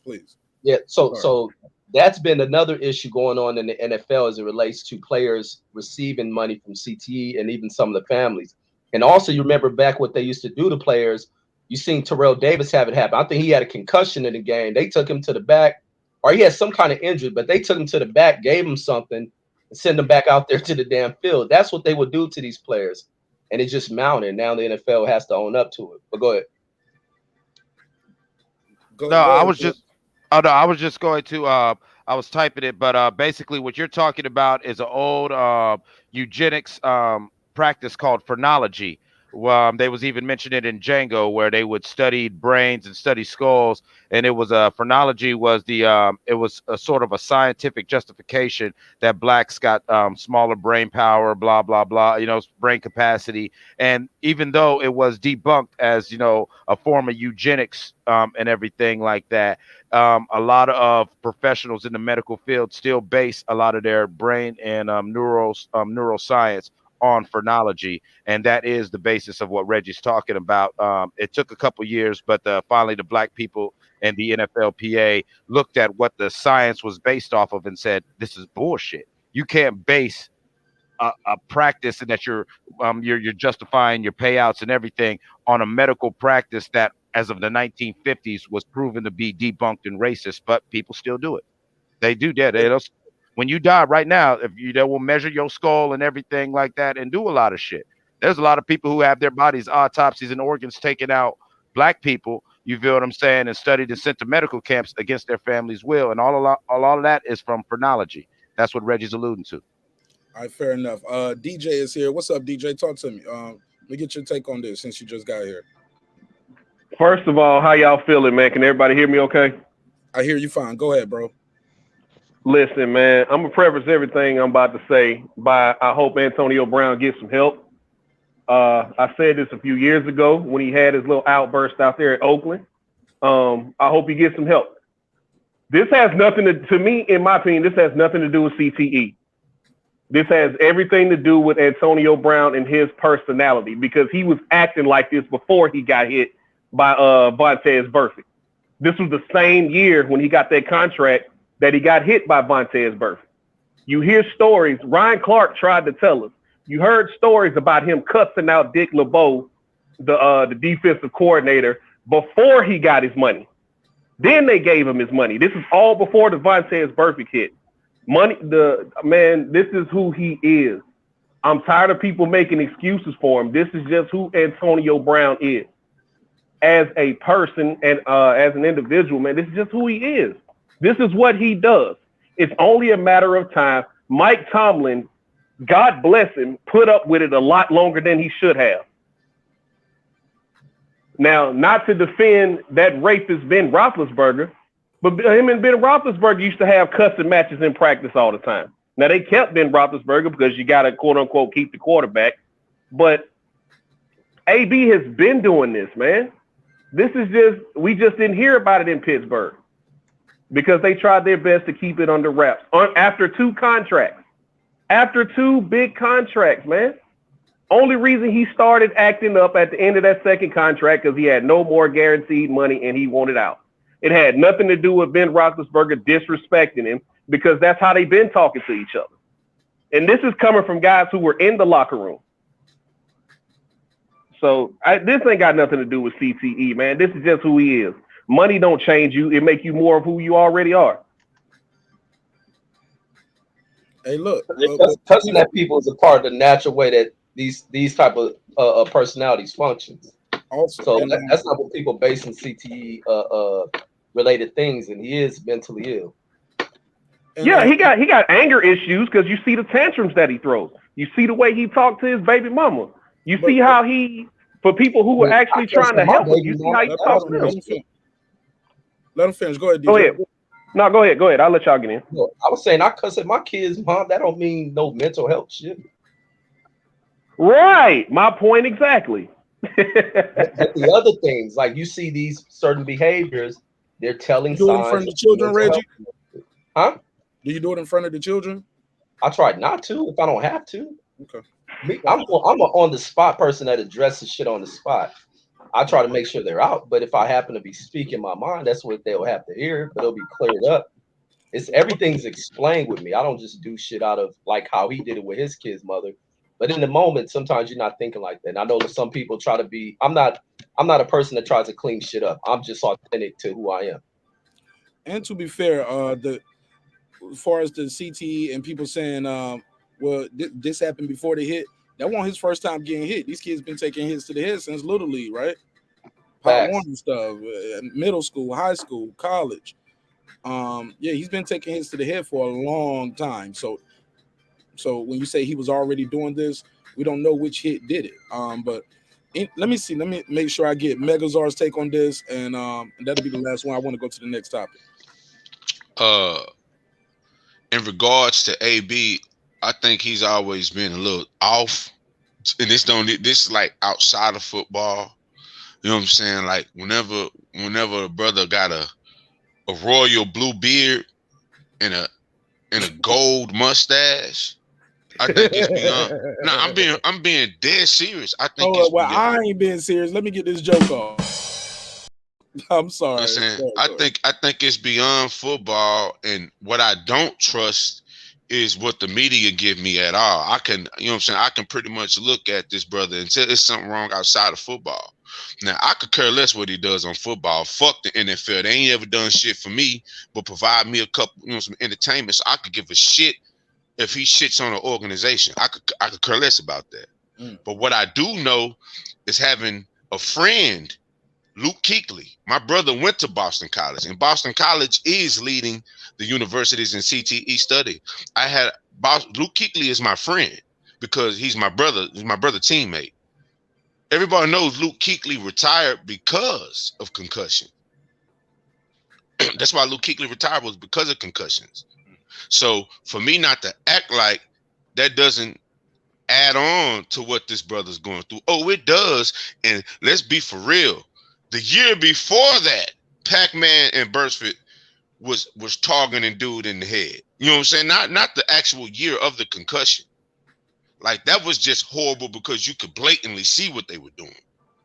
But particularly him and Pac-Man had some off the field issues, and Vontae just injected himself in it. And you can clearly see whenever they played the Bengals, it was always the same thing. It was always the same thing. So from a football standpoint, I'm pretty sure that took its toll. Now, if they told a man, get out of here, and he got out of there, then what the hell you going to be mad at him for? He was told to get out. So he bounced. So whatever fashion he chose to leave, how can you get mad when he told you get out of here? You're gone.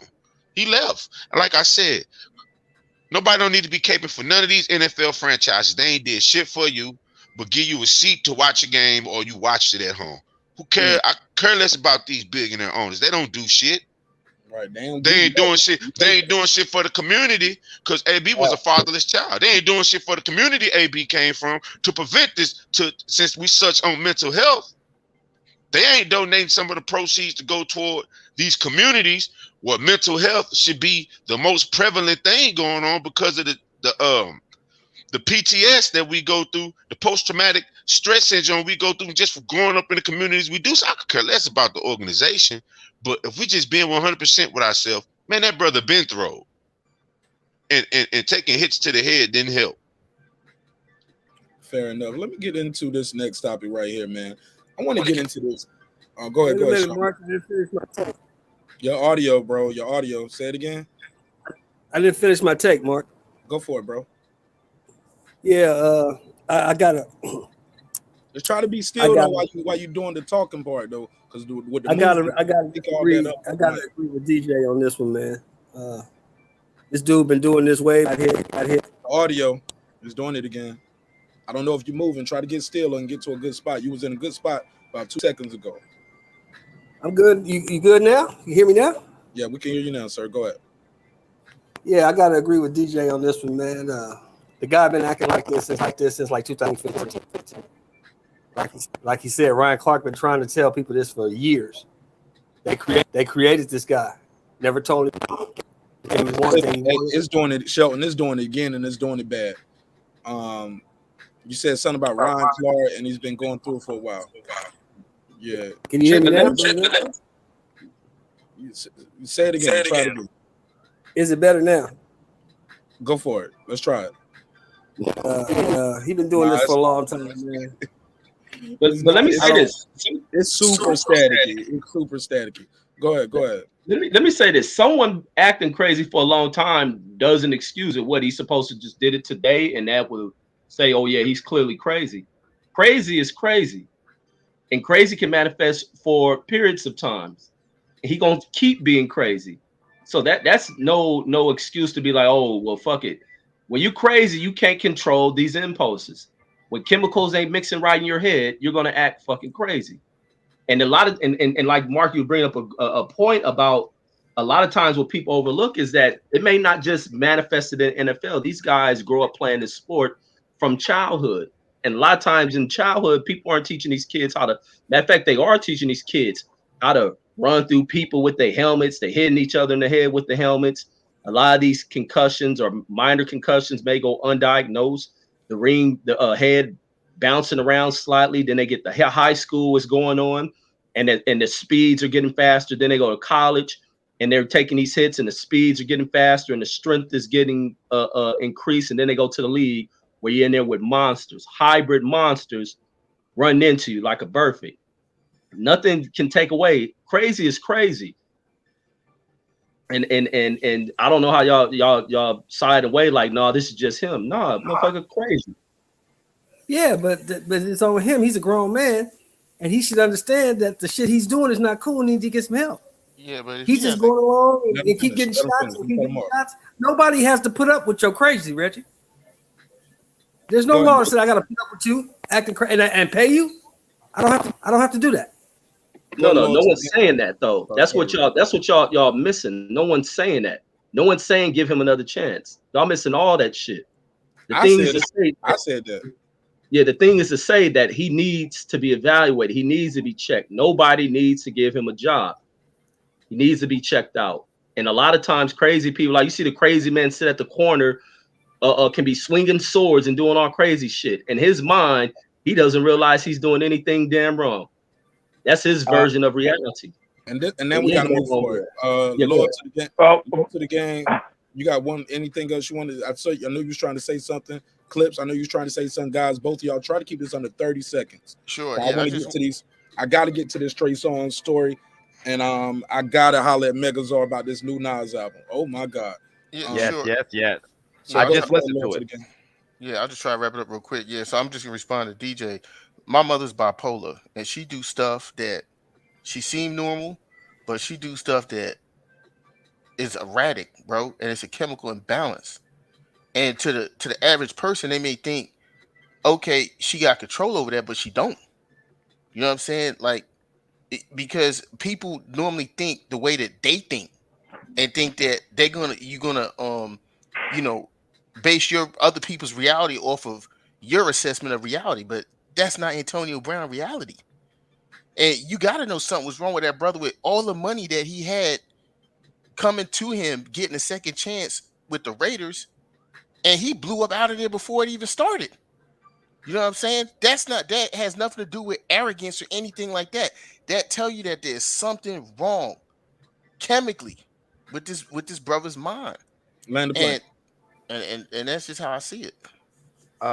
Just real quickly, I don't even need 30 seconds. I just want to real quickly look at Delonte West. Everyone thought it was funny. We liked Delonte West when he was on the court, but we knew about Lil Crazy Red, his alternate personality. Like Loyal to the Game, I grew up with a lot of people who dealt with serious mental health issues. I'm an 80s baby. Half my friends was crack babies. You feel what I'm saying? To where I know Reggie can feel me on this. Some of the cats I grew up with, it wasn't about this nigga being gangster. If you know him like you know him, he ain't right. He's not. It's not about being gangster or hard. He's not right. So it's not about AB come back to football. I'm with Loyal to the Game. AB, we're sending the prayers up, and somebody please just keep your eyes on him. DJ, please reply and try to keep it short. DJ, you got the last word on this topic until we do final thoughts. All right. Go for it. I'll keep it quick, man. But to Reggie and Shelton's point, nobody has to put up with that crazy, right? You know who else went through similar issues to this? Brandon Marshall. And he recognized that he needed some help while he started playing. You never had another issue out of him. He went and got diagnosed as bipolar. He used to have these same violent outbursts, you know what I'm saying, that we see in these same pouty, violent outbursts that Antonio Brown is having. He went and got himself some help and got everything straightened out with him. That's all I'm saying. Go get yourself some help, man. Stop acting like this. If you realize that something's off, like he don't realize something's off. He don't realize there's a problem yet. Even though people keep telling him there's a problem, accountability is his issue. He needs to take accountability for himself and realize he has a problem. Until then, can't nobody help him, man. And I appreciate that, Mark. Appreciate y'all for letting me come on. And I'm gonna sit back and listen. No, you're good, man. I want to get to this next topic because I think we got a lot of good topics on the dock, and I want to be able to chop up these little bricks. Every topic is gonna be a little segment. I'm gonna chop this up, and I want to get through them and then give everybody a chance to do final thoughts. How we used to do the show instead of just one topic the whole episode. So I'm just trying to give everybody a chance to cook up. And I know some people pulled up for different topics. So I want everybody to get a chance to get these get their bars off. Look, we got this other story going on right here with the R&B sensation. The brother Trey Songz has once again been accused of sexual assault. I put this on the screen. Here we go. Trey Songz is a rapist. This is according to Dylan Gonzalez. This is what she posted on New Year's Eve. She said, Trey Songz is a rapist. Lord forgive me. I couldn't hold that in another year. See you in 2022. And through the deuces, I guess, whatever that is. Wow, these are bold accusations to just say casually on the internet, right? Brother, I'm not why she got the tripping. devil horns? Oh, that's what those are? The devil horns? Yeah, I ain't get it. But yeah, I think this is real casually saying this. I'm not an expert on this at all. I don't know what this woman could and is going through and what's going on. I'll drop the link out there. I'm gonna see if I can get my sister Queen P or get one of the ladies to pull up and let them give me their take on this as well. Let me just jump right into it. Let me ask the fellas. What do you guys feel about this? And this is starting to take legs because they're pulling up old things that were said about Trey Songz. And I'll play this audio right here. This is from Keke Palmer when she said Trey Songz had asked her about putting her in a music video, and she said no, and they was recording and filming her anyway. Let's hear the audio. Look and see the video and to feel that disrespect, like, then you're wrong. You're wrong for saying something. You're wrong for calling something out. Like, no, my thing is just respect me and we're all good. When I say no, let that be that and let's move forward. I just don't appreciate the sexism and the misogyny that is constantly encouraged and accepted. And when it happens and it's done, people want to settle it in private. But the reality is it's not settled in private. The women are disrespected publicly, and then we're supposed to be quiet and accept it. I just can't no more. I just felt like that was a situation that, people was trying to take advantage of me. And then to see that they think they're going to get away with it, no. And it sucks because you don't want that to happen with people that you admire, you love, and you support. You want them to protect you. You don't want them to try to take advantage of you. And I think that's why I feel mostly disappointed is because I want to be able to be like, yo, I support my brother and shit like that. But I can't when you don't support me. And what's even worse is when you see the females that feel as if, let it happen to you. Let it happen to you. The fact that even other females don't want to support each other in speaking up when they feel as if they've been taken advantage of or disrespected, that shit is gross. And I'm really not even saying the half of it. All right, now that is Keke Palmer talking about being put in uncomfortable situations. Dylan Gonzalez, I'll share the screen. Well, actually, I got that clip already. I'm gonna ask you guys to handle this with kid gloves, okay? Be respectful because we do have women who watch the show, and these are very serious accusations. All right, very, very serious accusations. So far, Trey Songz has not been charged with any crime. We've seen this happen with a boxer got pulled out the biggest fight of his life not too long ago. Nothing has came from it. Trey Songz has also been accused. Got to say this because they're bringing up old things that happened with him, even if it was no cases. So I believe the story is from February 2018. A woman by the name of Andrea Buera. How you say Buera?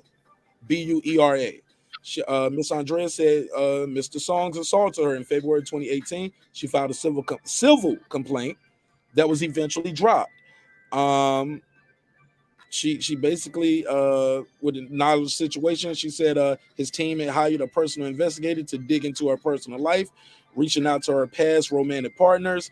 By April of 2019, so that's about a little over a year later, she filed to withdraw her complaint with prejudice, meaning she could not attempt to sue Trey Songz again over the same incident.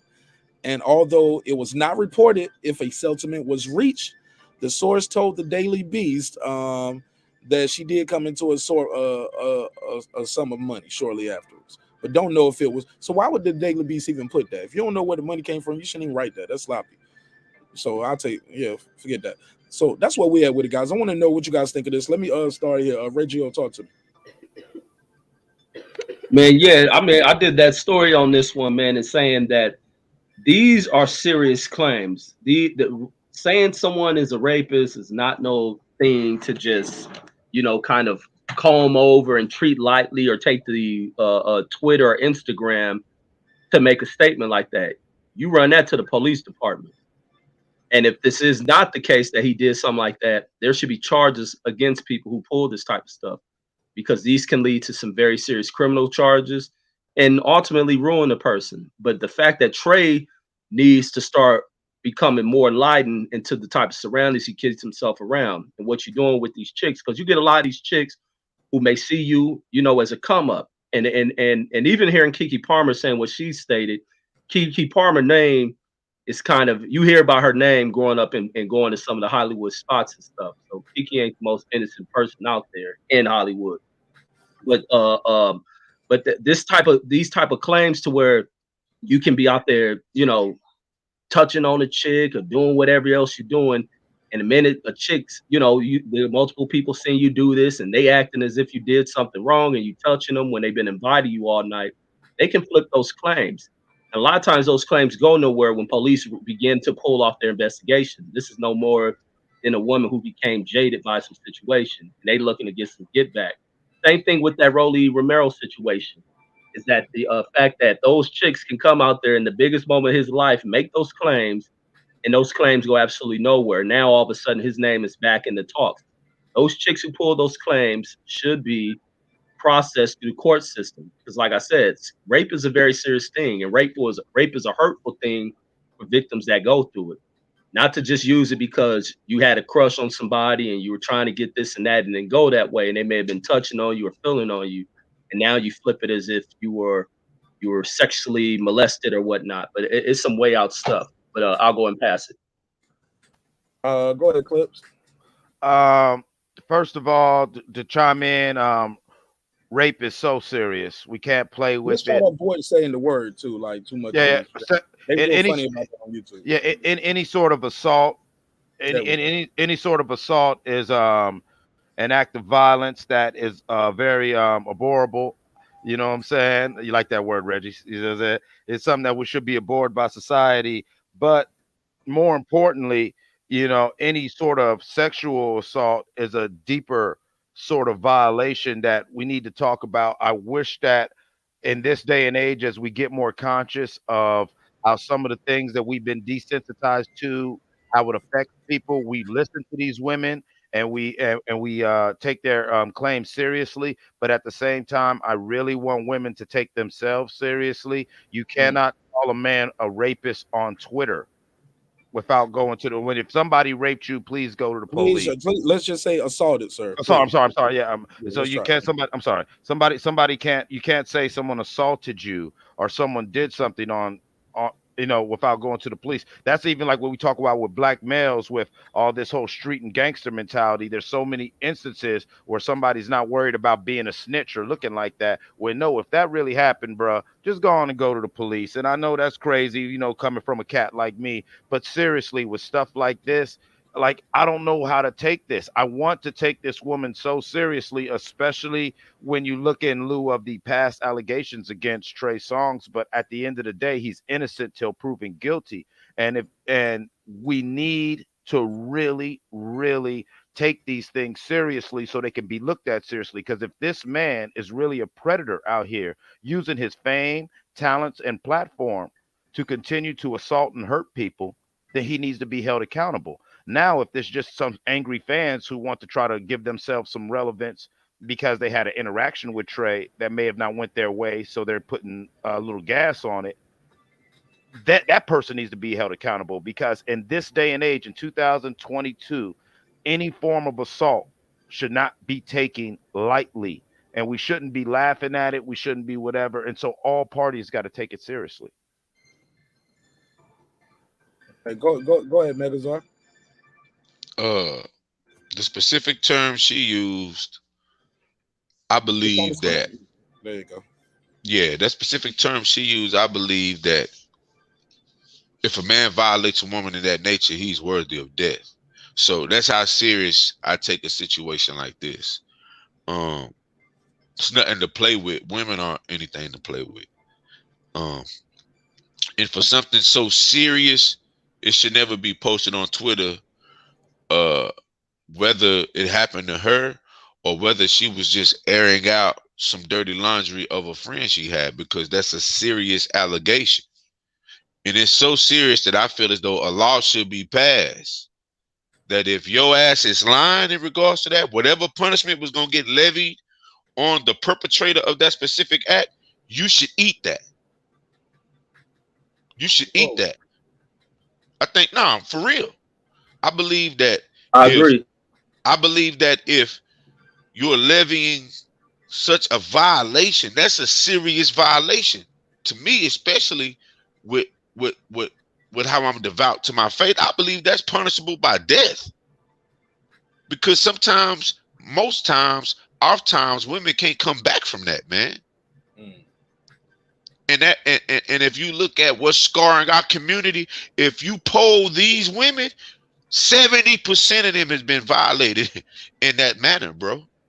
I'm talking about specifically in our community. And this isn't my first time hearing about Trigger being in these situations. It ain't my first time hearing about it.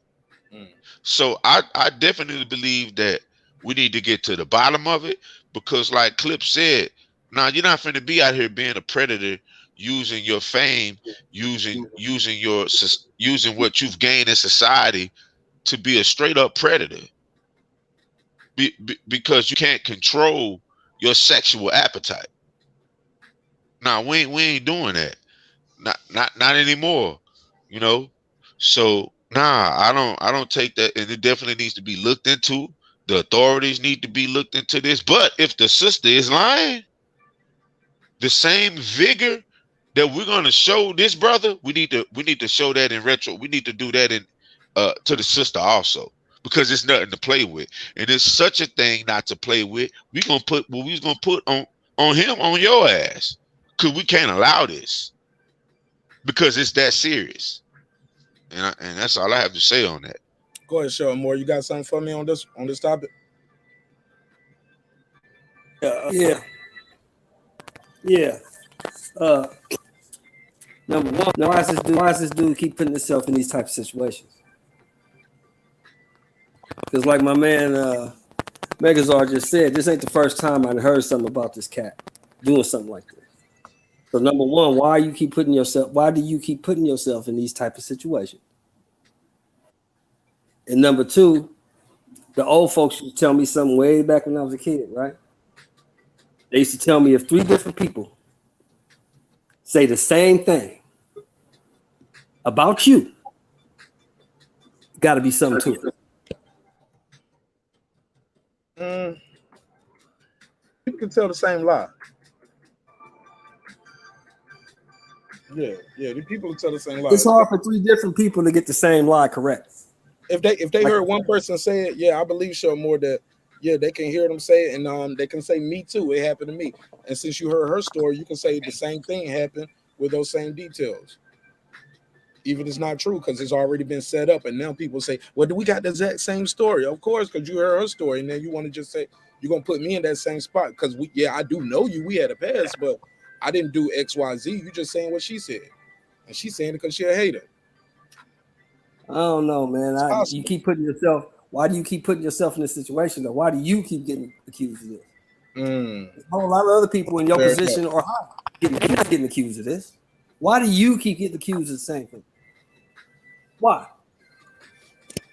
Hey, Mark, can I briefly say?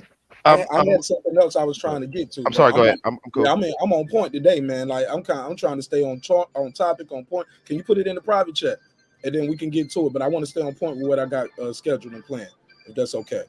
I got a question because Troy Graham just pulled out. Let me get Troy's take on this. Troy, Trey Songz has been accused. We talked about this briefly. I put the picture on the screen. Young lady said Trey Songz is a R word. Lord forgive me, I couldn't hold that in another year. Troy, what's your take on this? Well, first of all, bless up everybody. I think it's a double-edged sword for both. No, speak up just a little bit, please. Yeah, any Any man that does that to a woman is not worthy of death, right? That's my feeling on it. But the flip side to that is the woman that accuses a man of doing it, knowing good damn and well that he didn't do it.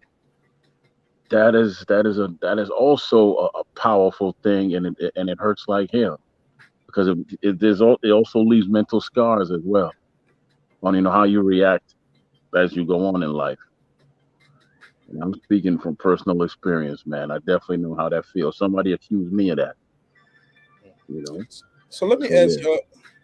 So let me ask you guys this, and that was what I was leading to, Troy. I was going to ask, had anybody ever been falsely accused of an act? And also, I want to know, how do you protect yourself from, like Shelton Moore said, from just being put in the wrong situation at the wrong time? Because let's be clear, I've dated women in my past, and here we are in the year 2022. Some women from 2001 that I dated in the army could come out and say, "Oh, he did this to me," or "he did that." No evidence, just her word, and she just want to say, "Yeah, we had a past, we had a relationship," but she gonna say I did something to her. I have no protection from that. How do you guys protect yourself from being me too in 2022 when nowadays an accusation like this can get you pulled off the biggest fight card of your life? You can get pulled off of tours. People want to just stay away from you, but also you want to respect the woman and the women, excuse me, and hear them out, because this comment right here stood out to me like a sore thumb. I was looking for it, and you can hear I'll show it on the screen. And she says the comments on the shade room about Trey Songz being a R word are sickening. I see why women be scared to say something, because there's people in the world who will crack jokes, victim blame, and ask why you expose it to social media. I know it's a loaded topic, but go ahead, Clips. You got the mic. Yeah, thank you, brother. And It's you so can use beautiful. whatever you had in the private chat. You can say that too. I just didn't want to get cut off. Oh I no, ain't no, in no, the booth no. for You people actually, cutting each other off or cutting me off tonight. I want to get through this.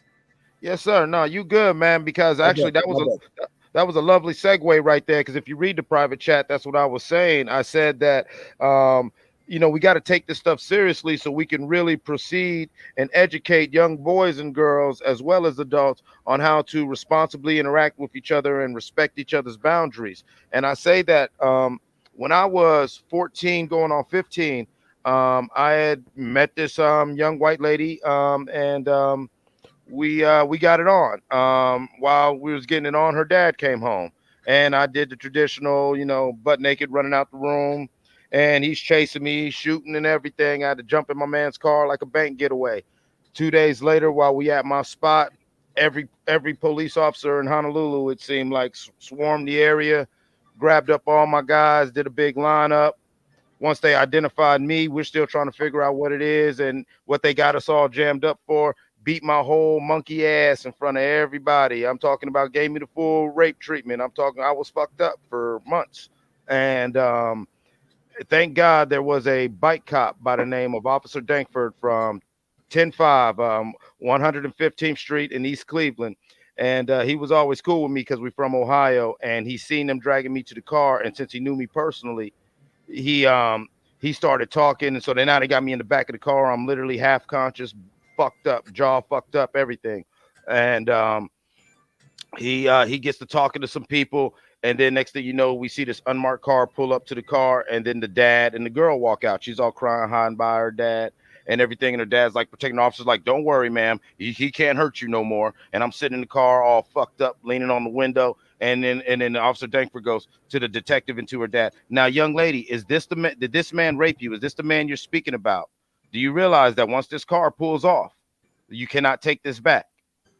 And all my friends laughed. Until this day, I tell this story. It's funny in retrospect, but you have no idea how I felt in that moment to hear that little white girl say, "No, Dad, he didn't rape me. I was just sucking his dick. I'm sorry. I'm so sorry." And everyone's laughing as the police uncuff me, throw me out the back of the damn car, and say, "Go on, have a nice day." Only Officer Dankford, who saved my life, was the one who said, "Man, I'm sorry this fucking happened." to that day, to this day, I'm 40. I'm about to be 42 this year. To this day, I hardly interact with white women because of that. What happened when I was 14 years old. Okay. Okay. Cool. Uh, let me ask y'all this. What do you feel about what the young lady is saying here on the screen? She said, "Hey, people victim blame, they crack jokes and say why you exposing this to social media." Go ahead, Reg, because I get it. I get it because it took public pressure to bring R. Kelly down, but I feel like you got to at least file a case. You got. I hate to say this, man, because I don't feel like I'm qualified, but I'm gonna take the job. When you are done wrong, you have to report those things immediately. That's all I'm saying. And I'm a father of a daughter, and I'm definitely gonna teach my daughter that very early on. Like, let me kill him. I'm sorry, let me go report him. You know what I'm saying? Like, you get what I'm saying, my G? Like, but don't hold this in for years. You don't have to carry it alone. You got somebody here for you. Go ahead. I'm sorry. But no, I agree with you, and I tell my kids all that because my kids know there's a different side to me, and like I say, I lose my life over for them. But I always tell them, don't lie to me about nothing that nobody does, because I don't want to have to do nothing drastic and lose my freedom or my life behind a lie that you sit here and tell. And I can tell multiple stories of women who make these false claims, and especially if a woman has been raped, you go to the police station, you have them take you to a hospital, you do a rape kit. R word, R kid. Sorry, R kid. And then these quick stories I want to tell. I had this girl before I left to the Army. I ended up getting a call from the DA, from the district attorney out there in LA. I'm probably like 4 days before I'm heading off. And and that's crazy because I ended up with the 2 weeks before that almost getting shot and killed. And then within the 4 days, I'm getting a call from the DA office from one of my homeboys who being accused by a girl of the R word. And this same girl, like a year before that, when I'm in a class, this girl up here, she used to flirt with me. And she wanted to grab my shirt to tuck it in because we had a principal up there who used to be big on the males at the school having our shirts tucked in. She trying to break away from trying to have a gang. Like, look, this girl grab my shirt, reach in my pants to tuck my shirt in. And I think nothing of it. Like, damn, this girl just on me. She's just way too much on me. And I'm up there just clowning. Because me and my brother in the class, we always just clown everybody and joking.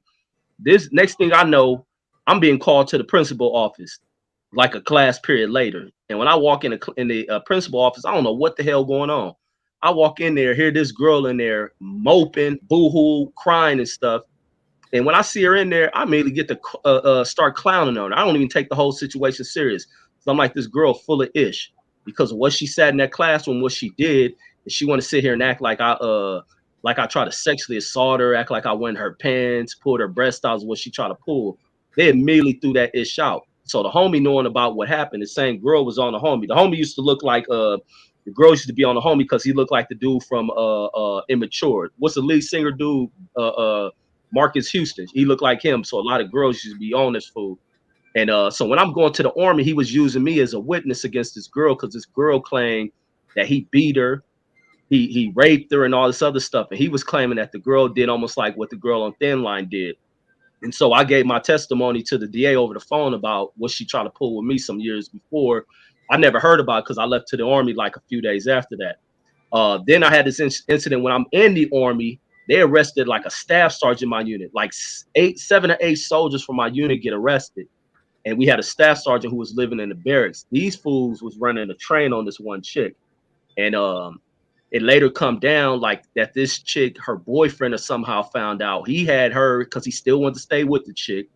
He had this girl to claim that she was raped. That she was R word. MPs and no matter of fact, I don't know if it was an MP or other cops that came on the base, ended up arresting all these people. Didn't even give them time to dress. You see fools getting walked out in their underwear and all that. When they ran this investigation after embarrassing these people, come to find out that this girl created that lie off of what her boyfriend told her to make up, and nothing ends up happening to this girl who makes these fallacious charges. And even when I get out, even the chick who I was with, she tried to pull that crap about, because we used to be openly just talking about stuff, and she'd make little sexual nature type comments, and just in joking matter. And one day, one of our leaders, white guy, makes some old sexual comment or reference to her, and she was like, "Oh hell no, I'm filing." She acting like she's gonna file some charge against him, And I tell her, like, you ain't about to do none of that shit. You ain't about to file nothing because there ain't nothing cool.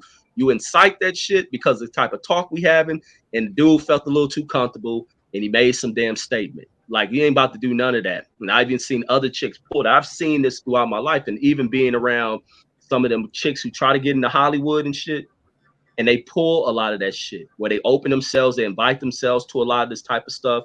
And then when things don't work the way they want them to work, they pull off these collaborated stories of trying to accuse people of stuff. And I don't rock with it. If you ain't running down there to be tested, to be evaluated, that somebody went in you forcefully without your consent, then we got an issue there.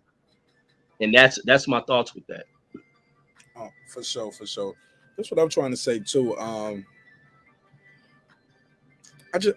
want to see this. I like what Blue's saying here, and I get it. She said, sometimes your child will hold it in because they believe you. They believe you when you say you'll die for them, and they know you love them that much, so they'll lie to protect you from you. Interesting, interesting. I just feel like it's very important though. Like we have to take these allegations seriously. But like I think somebody else said, I want you to take yourself seriously too. Like, don't hold those things in. But I mean, I get it, man. Who actually I don't get it because I don't understand the mind of a person who would do that. But I do believe it's important that you have to talk about these things to make sure that it doesn't happen to the next person.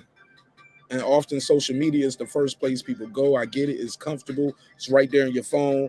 You want to say it because you can get the bars off right then, and you can turn the comments off. And I get it. Sometimes people need to vent, but you have to think outside of that. And sometimes, in my opinion, for the greater good. It could be your daughter. It could be your sister. It could be the next woman. But like I said, I wish we had a lady on the panel to address this. But and that's okay too. I get it. It's an uncomfortable thing. But I open the phone lines up as well if anybody want to call in and tell their story or give us their take on this story. 470-705-9507, 470-705-9507. We're asking guys, have you ever been accused of a Me Too type of situation? And also, how did you deal with it? Did you beat the case? Did you end up having to do some time behind it? Also, we're asking people, how do you protect yourself from being in that situation? Because it sounds so easy to say, hey, don't put yourself in this situation. Why you keep getting those situations? At this age right now, is anybody on this panel, if you're 40 or almost 40, you can be accused of something that happened 15, 20 years ago. Just like that. How do you protect yourself from that? Is it even possible to protect yourself from that? Go ahead. The panel's back open though. Yeah, I don't think you can protect yourself from it at all. You could Speak up, be. Troy. Yeah, I don't think you can protect yourself. You could be out and do absolutely nothing wrong or something as harmless as brush up against a woman and she say, "Excuse me," and then the next day is like, "Oh, you sexually assaulted me" or something like that. I mean, you can't really. It's not really on you because you don't know that. You don't know that person's mind. You don't know. Yeah, you don't know their. Different people just think differently, man. I like when I had three sons. I was just worried about these things, right? The sister's a little different. I taught her how to fight, and I taught all of them what to look for in certain situations. But when you have sons, how do you protect them when you get them urges and all that all the time? But luckily, it never happened. But you can't really protect yourself. I don't know how you can because everybody's everybody has their own agenda out here. So I don't know how you protect yourself. Yeah, I honestly, I don't know if any of y'all listen to my album. Like, I live a crazy lifestyle, a very wild bohemian lifestyle, some would say, and been doing that since the early 90s. And the way to protect yourself is honesty, a clear understanding of boundaries, and never being too thirsty. Like that's just because of ways and situations I've been in and things that I've been around. Like I said to the one guy a couple months ago, like I grew up around pimps. Like you never, like you can't. I don't like people when, like Steve Harvey said, a man can't be friends with a woman. As a What- man, remember when Steve Harvey said that I- man can't be friends with a woman? Yeah, I'm Like, hearing you, but I want you to answer some of those questions that I laid on the table too, though. yeah, that's what I say. How to avoid it is how to avoid being in those situations is to understand that as a man, you've got to show restraint. Like, yes, I could be I could be very mannish or whatever like that, but at the end of the day, like, no, you got to know when and how, and then more importantly, if you're not sure, just don't. As most women will say, less is more. Like, you can't be that dude who acts like, you know, and then I try to stay away from different forms of you know touching people and being like that unless it's really, yeah, exactly. You got to, consent, and you've really got to just allow them to do what they do and just be a willing participant yourself and participate on along the lines of her comfort zones and make them feel comfortable to express that. And anytime you're not clear, you don't engage. I've been called a dick or an asshole 1,001 times because, nah, I'm cool, or I'll leave the after party because all the crazy wildness that I deal with and everything like that, where, yeah, I'm cool because I don't think everybody's on the same time right here. And like you said, this is something that, these are one of these things that right now in this world, yeah, I could have a chick that I partied with at 99 double back, and she doesn't even have to say she was assaulted. She could just say she wasn't comfortable. Right. And I'm gonna spend the rest of my life trying to explain that. Right. Go ahead, Megazord. Like, you ever been in a situation where somebody accused you of something that you didn't do, and also, how do you make sure you avoid ever being caught in one of these kind of situations? Well, I want to say it was like 2010, and it's crazy because 2009, I would say, going into 2010, I've been known this particular sister, shit, for 6 years, and was considered real close. We had got a hotel room on New Year's Eve. Well, it was actually the week after New Year's. We got a hotel room, and during the middle, like while in the act, since she told me to get off of her. I'm looking like, what? And she was like, yeah, get off me. And I got off. She said, this wasn't even supposed to happen. I'm like, what are you talking about? Like, this shit was planned for a month for this and this and this, and I shouldn't have let you get that far. You blah blah blah. And so, like, she wanted me to take her home, so I took her to the crib. And I'm still in the daze, like, what what just happened? She said, you basically raped me. Woo, woo, woo. And I'm like, whoa. Yeah, and I'm like, well, what you don't call me, don't talk to me. So I'm flipping out at the crib, tripping. So my mama noticed I was off, so I tell my T-John. So, Mel, I be pleased. My mama called her immediately, and so after my mama said whatever she said to her, she called me like, really? I'm like, what you mean, really? You accuse me of something that I can't come back from. Like, if this was the case, I could never come back. I couldn't come back from this. You know what I'm saying? And this is what and at the time, like, we were best friends.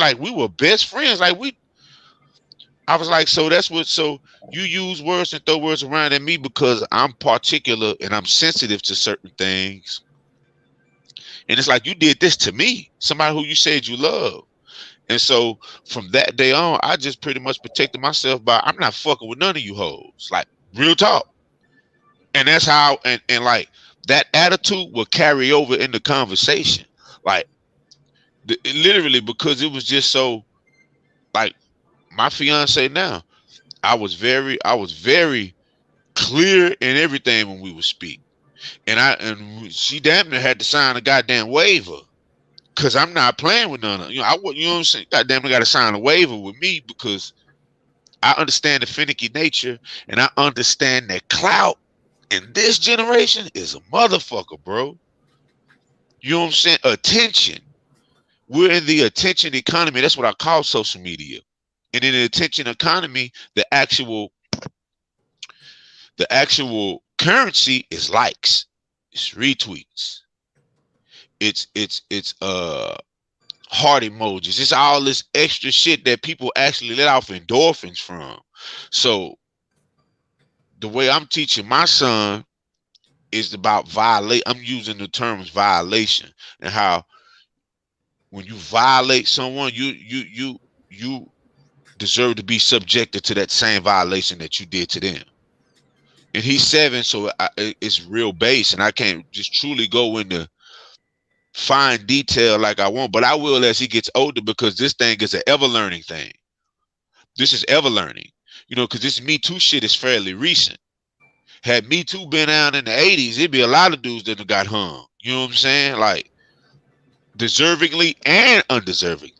So as this thing evolves and as women rights become to the forefront like they've always should have been, the women actually have to be involved. Like, because if a dude say, yeah, man, she raped me, man, it's not gonna go over the same way. Yeah, man. You definitely look, men being, Man, can we have that conversation? That happening to men in prison is it's a running joke, been going on for years, and people laugh it off and they think it's funny. But nah, it ain't funny at all. It's go ahead. I for say it ain't funny at all. You know, I was approached as a youngster, like it was like an 8th grader. I was in the 6th grade. She was kind of big, and she was like trying to take my pants off, and I'm like, nah, man, you ugly, you know. She touched me one too many times, and I beamed on her ass. Cause my mama always told me, it don't matter that she a girl. If she put her hands on you, and you tell her to stop, you give her warning, you whoop her ass. And when I was young, of course, as my strength and all that, you know, so I use proper discretion. But as a 6th grader and an 8th grade girl towering over me, you damn right I beamed on her. You know what I'm saying? But and when I told her, they was like, oh man, you should, all she wanted to do was do this. And it's like, nah, I didn't want her to do that to me. Nah, I don't know what she's finna do. I wasn't finna take that chance. But like I said, as women rights have become to the forefront, and this is an ever-growing, an ever-evolving thing in our society, I think women need to take the lead on it. I really do, in terms of how this should be handled. So it could be clear. You know what I'm saying? So it could be no missteps. And they need to be clear. But in all of that, the sluts, like the whole slut walk and all that shit, that got to be addressed too. Because when you have a man who drinks, smokes, eats the wrong food, and this, when he see you with your ass out, what is he to think? Now, I'm not saying that's a green light for him to touch you, because it isn't. But everything that he intakes is wrong, period. So if the only image he has of you is with your ass out, what do you think? What do you think his every maneuver, his every cunning thought to get you, what do you think it's about? It's about getting in them draws, because that's what you presented him. Like I said, I don't care.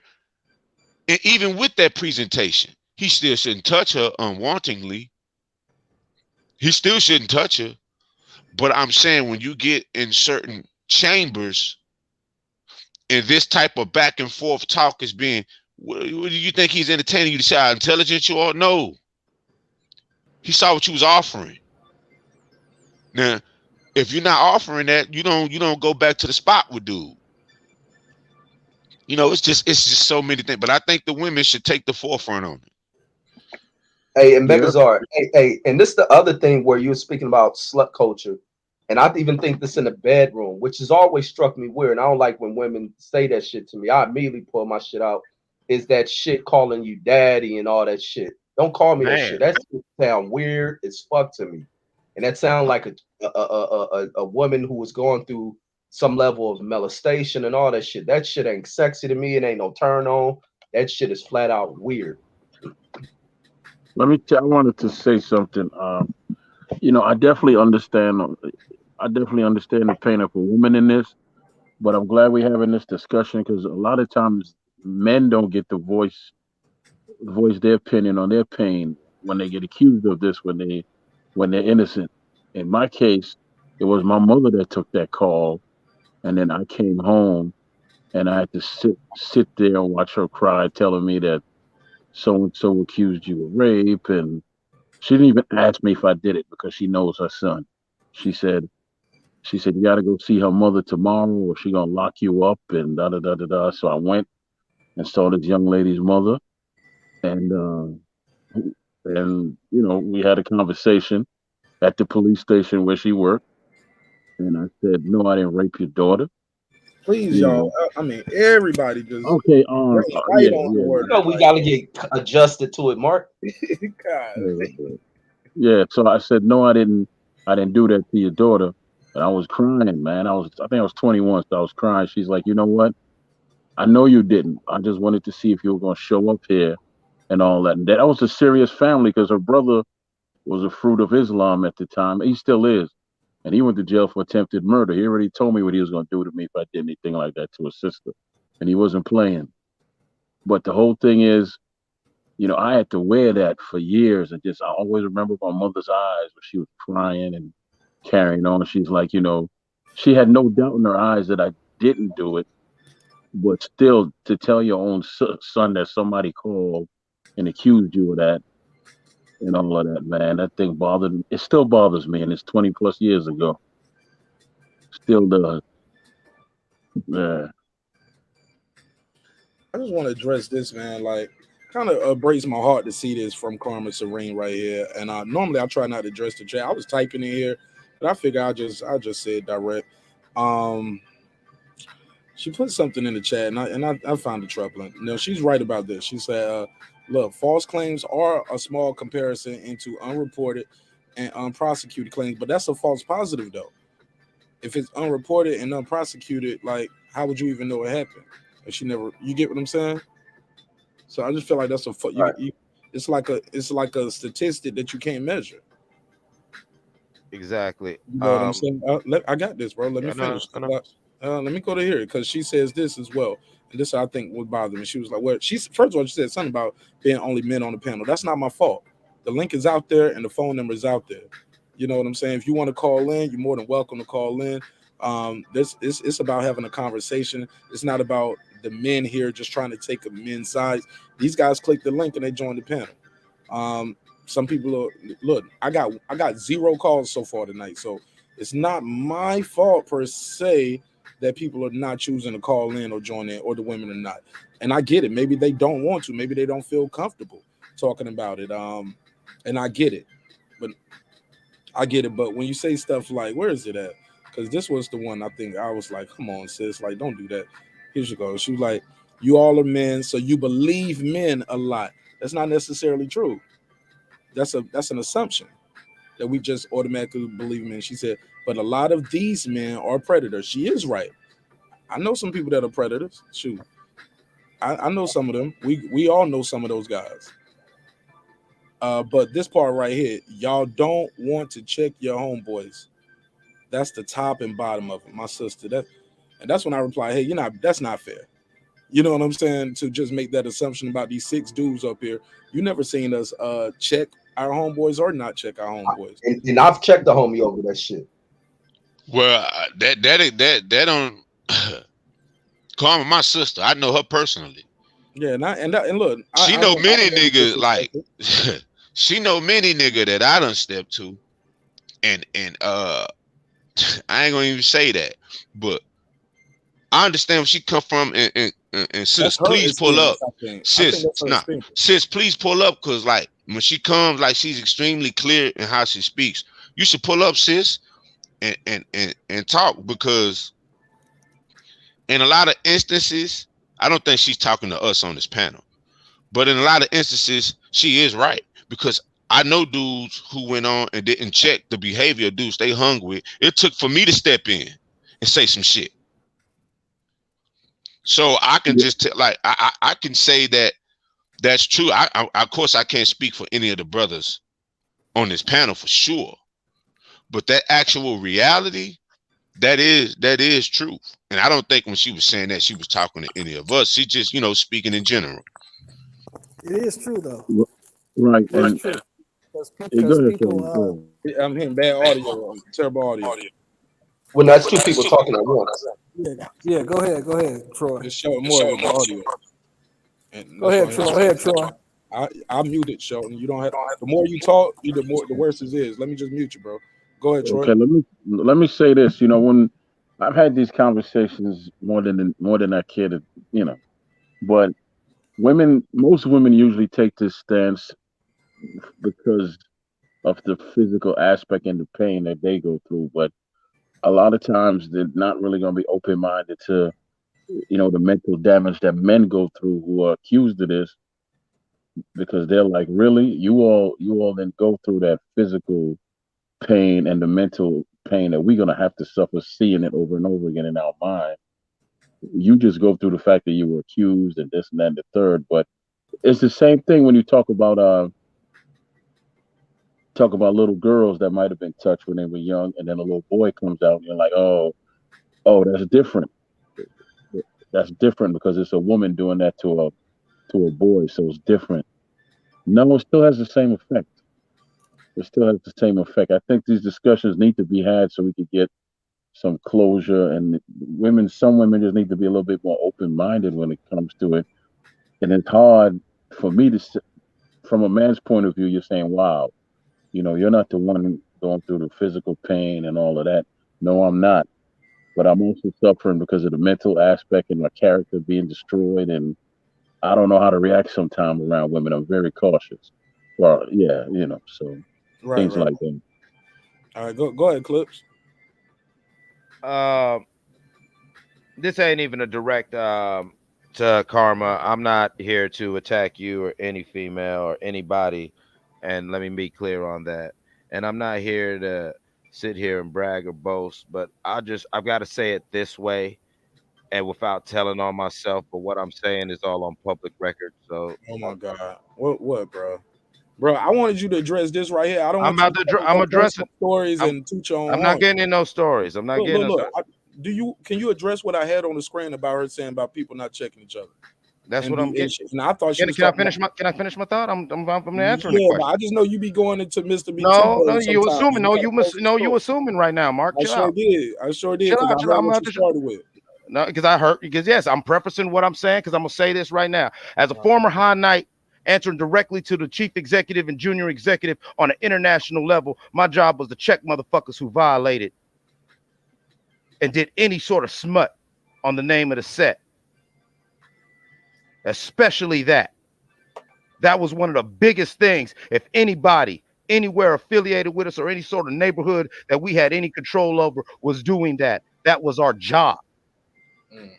From middle school to college. Mark, am I being long-winded or me too? No, I had to preference what I'm saying. If you don't understand it, that kind of offends me. I sat down. Bro, I've been here all night, man. I ain't just pull up on the panel. I've been here 2 hours, bro. Yeah, I know. I feel you. I sat down. I sat down for months defending women. As a young boy, I was actually molested by women and was told, oh, what you gonna tell people? She's pretty. What are you, gay?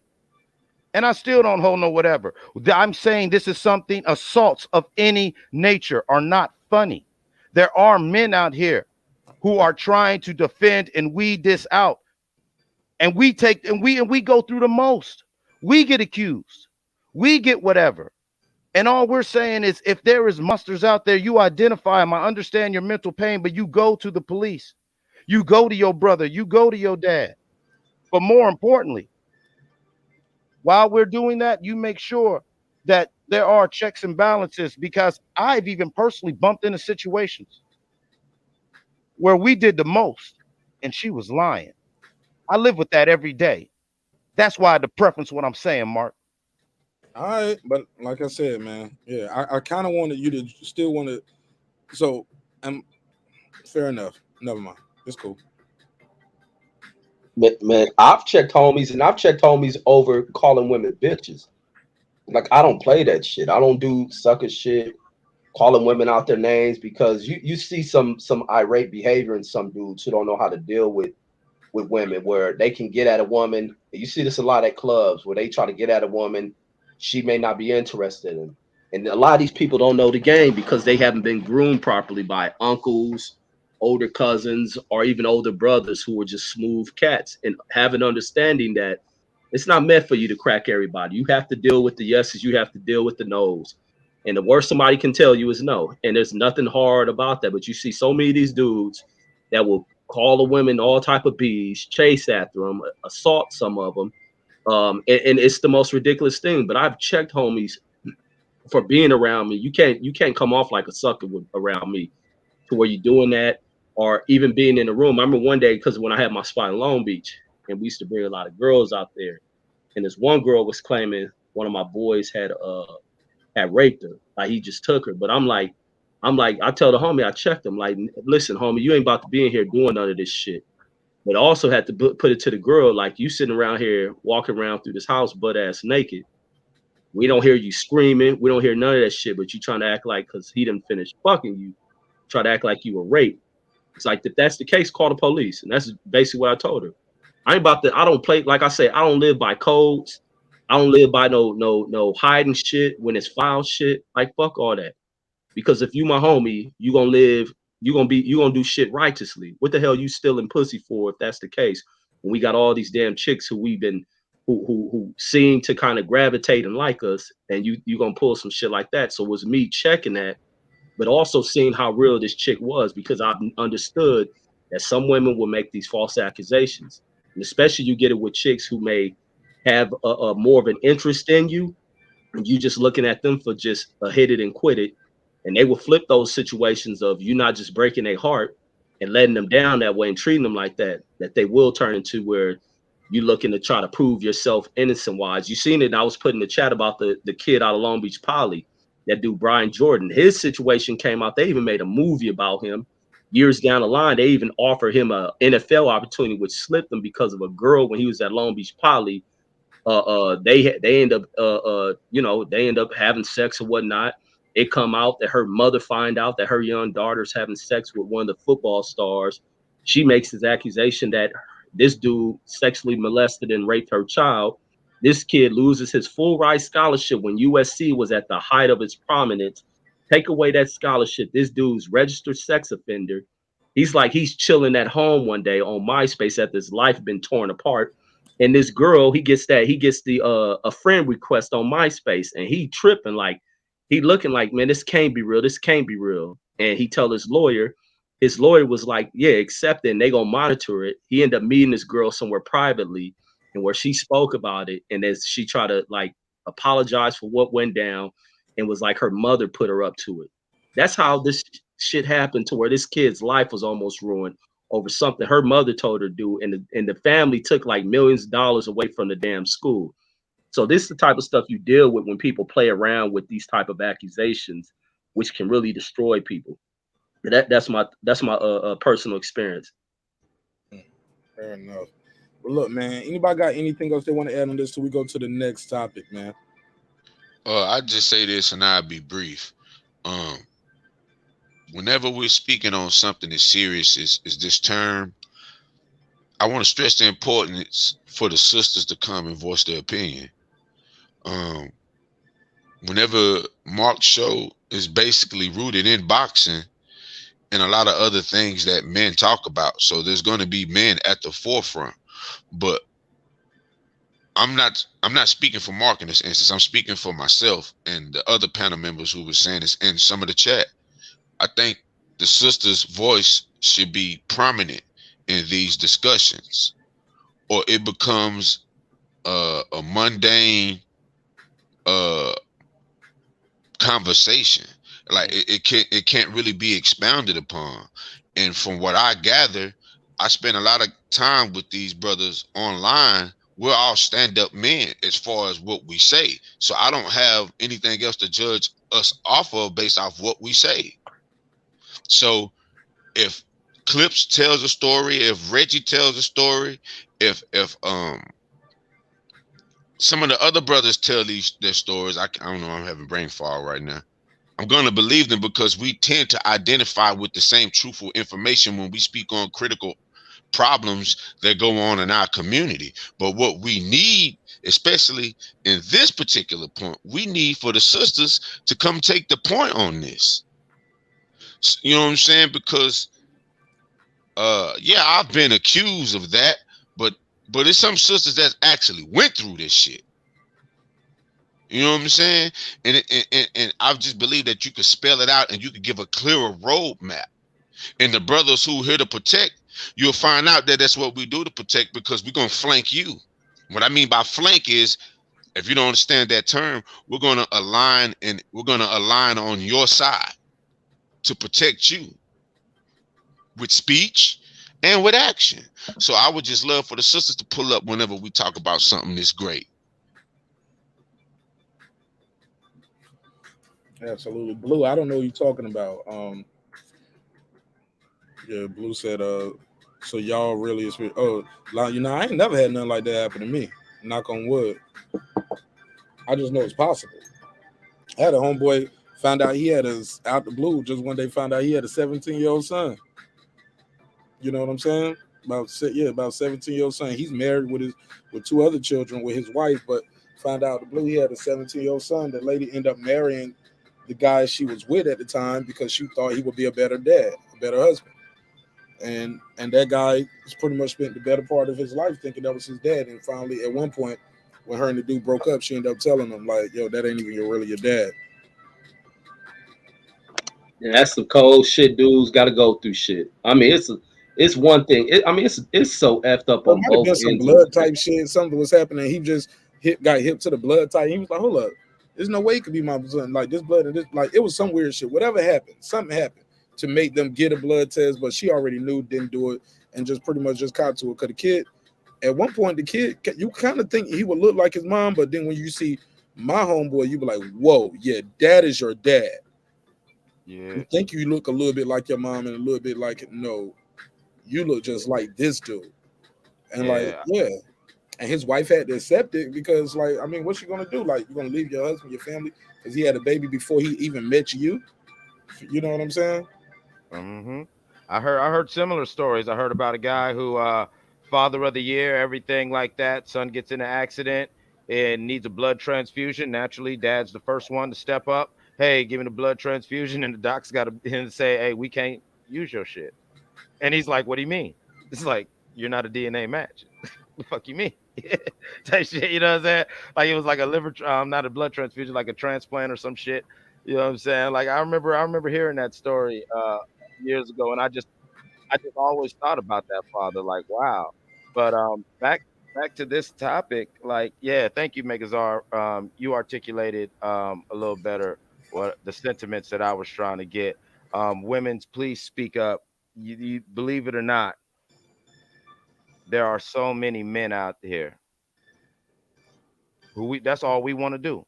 We want to know which women we can flank and we can stand behind, that I can be like, oh, whatever. That's why, you know what I'm saying? That's why some of us move the way we move. You know, Mark, I said what I said and I prefixed what I said because it needs to be said like that for context without going into any detail. Yes, this is something I sleep with every day for the rest of my life, knowing I did what I did, only to find out a year later she was fucking lying. Okay. Well, look, let me move forward, man. Here's the deal, man. I appreciate everybody being transparent with what they feel and their emotions, and I think it's a sensitive subject.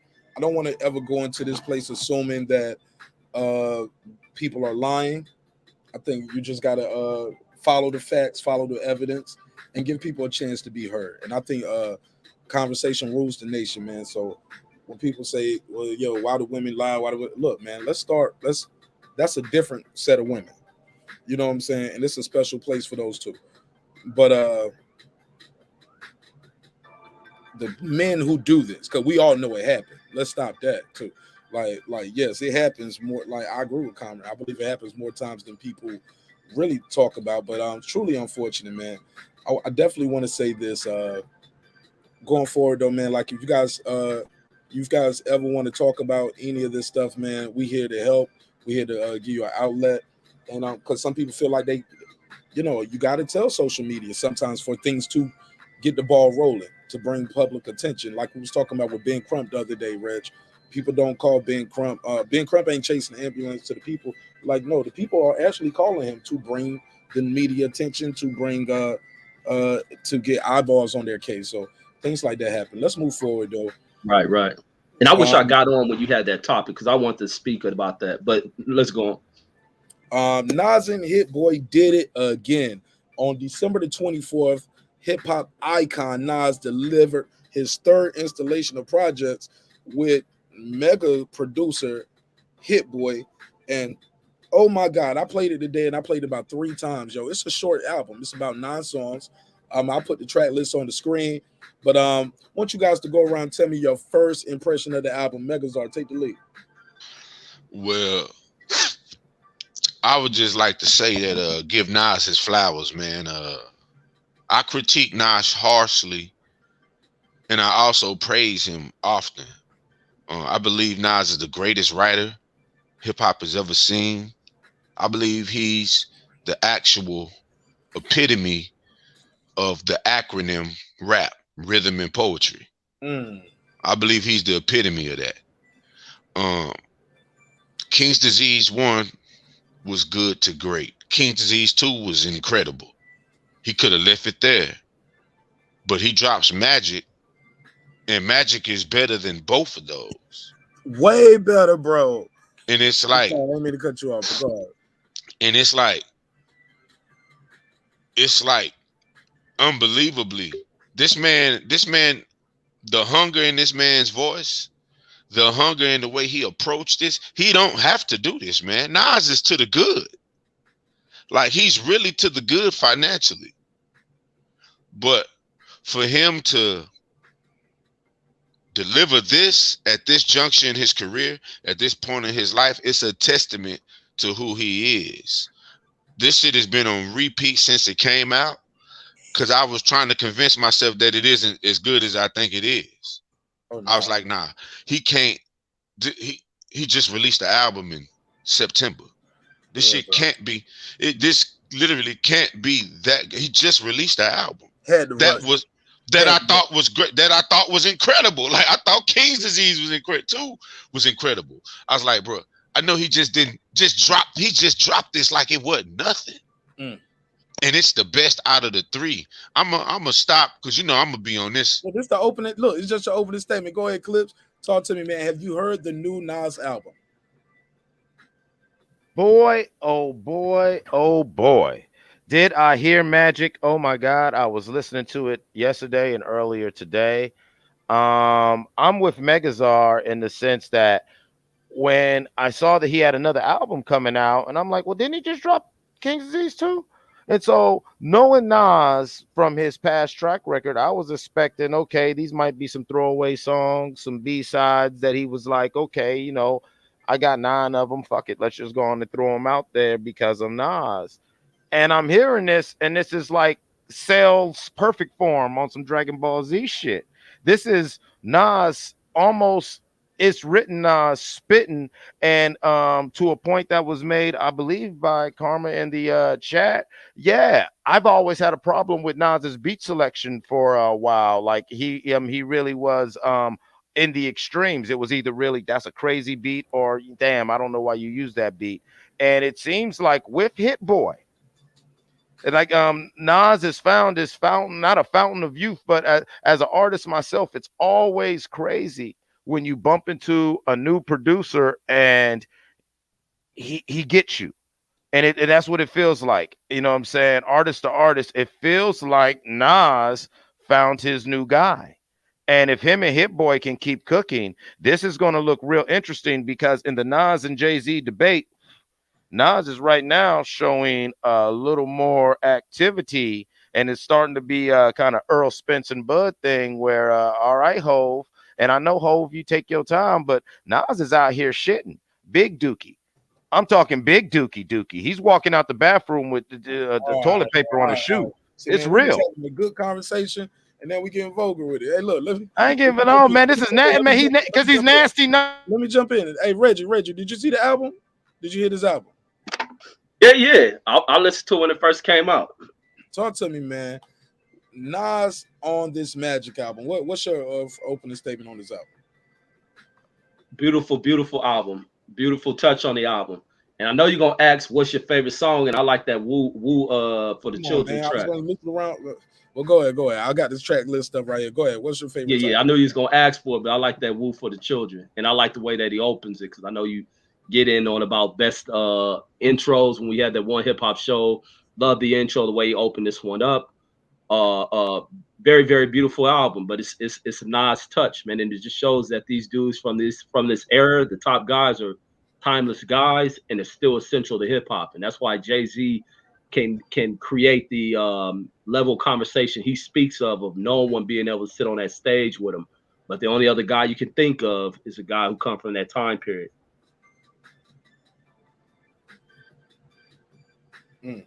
Go ahead, Megazord. What's your favorite track on the album? All 9.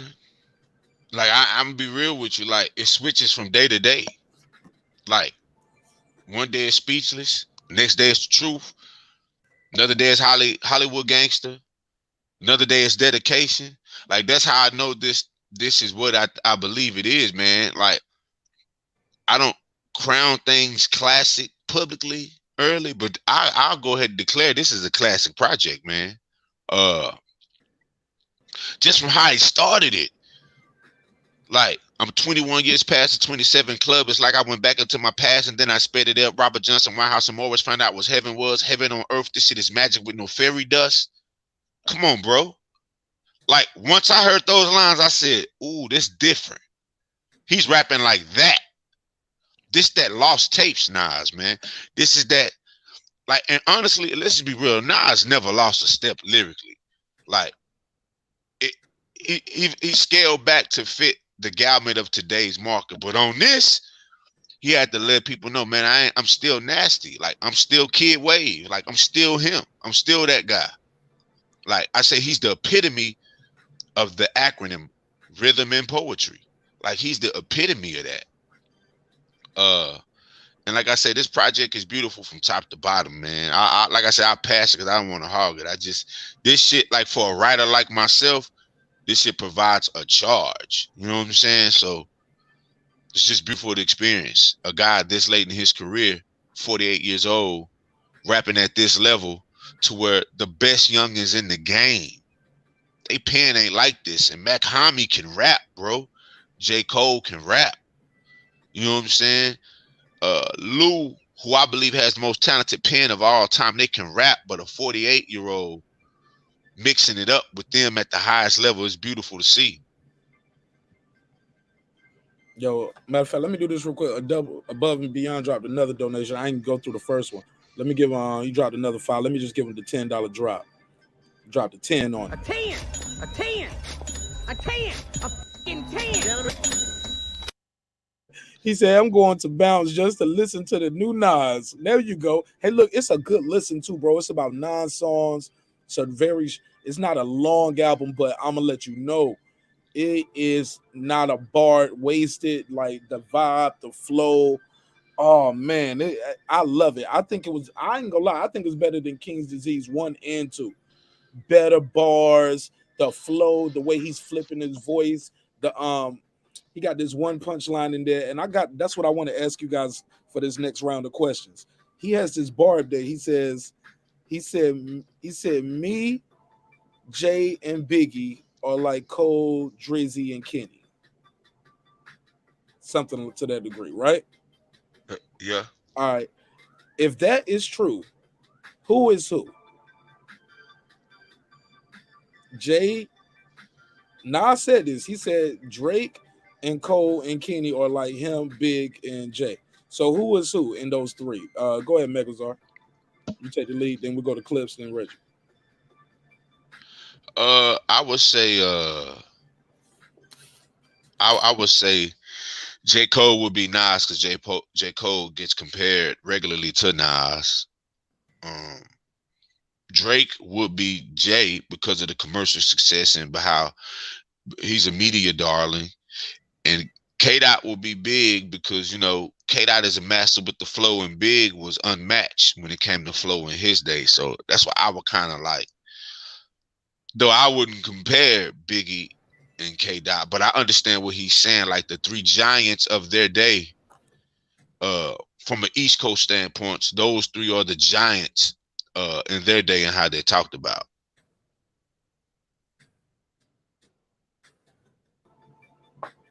I missed that last part. Say that one more time. Just the names for each person. I'm sorry. Well, I was like, Nas would be Jay. Okay. I mean, I'm tripping. J. Cole, yeah, J. Cole would be Nas. Drake would be Jay-Z because he's a media darling and the commercial success. And K-Dot, because of how he flows, we know Biggie was the master of flow in his day. And I believe he just compared him, Jay, and Biggie because, you know, on the East Coast, that was a huge debate. And so in today's time for the whole game, that he was pretty much say that those are the three giants of today, like they were in their time. All right, go ahead, Clips. Go ahead, Clips. Yeah, basically, I mean, I see the comparisons as far as the most relevant, the most potent MCs of the era. Megazar may be on to something. What I would disagree is I would say that there is no modern day Biggie. I've yet to see one as far as going back to the Shock G interview where he compared Biggie to an improvisational jazz horn player. Nobody does the flow like Biggie, but then again, Kendrick does interesting things of his own, so he can hold that slot. But I would say that Kendrick and Cole are basically West Coast and North Carolina or East Coast versions of Baby Nas's.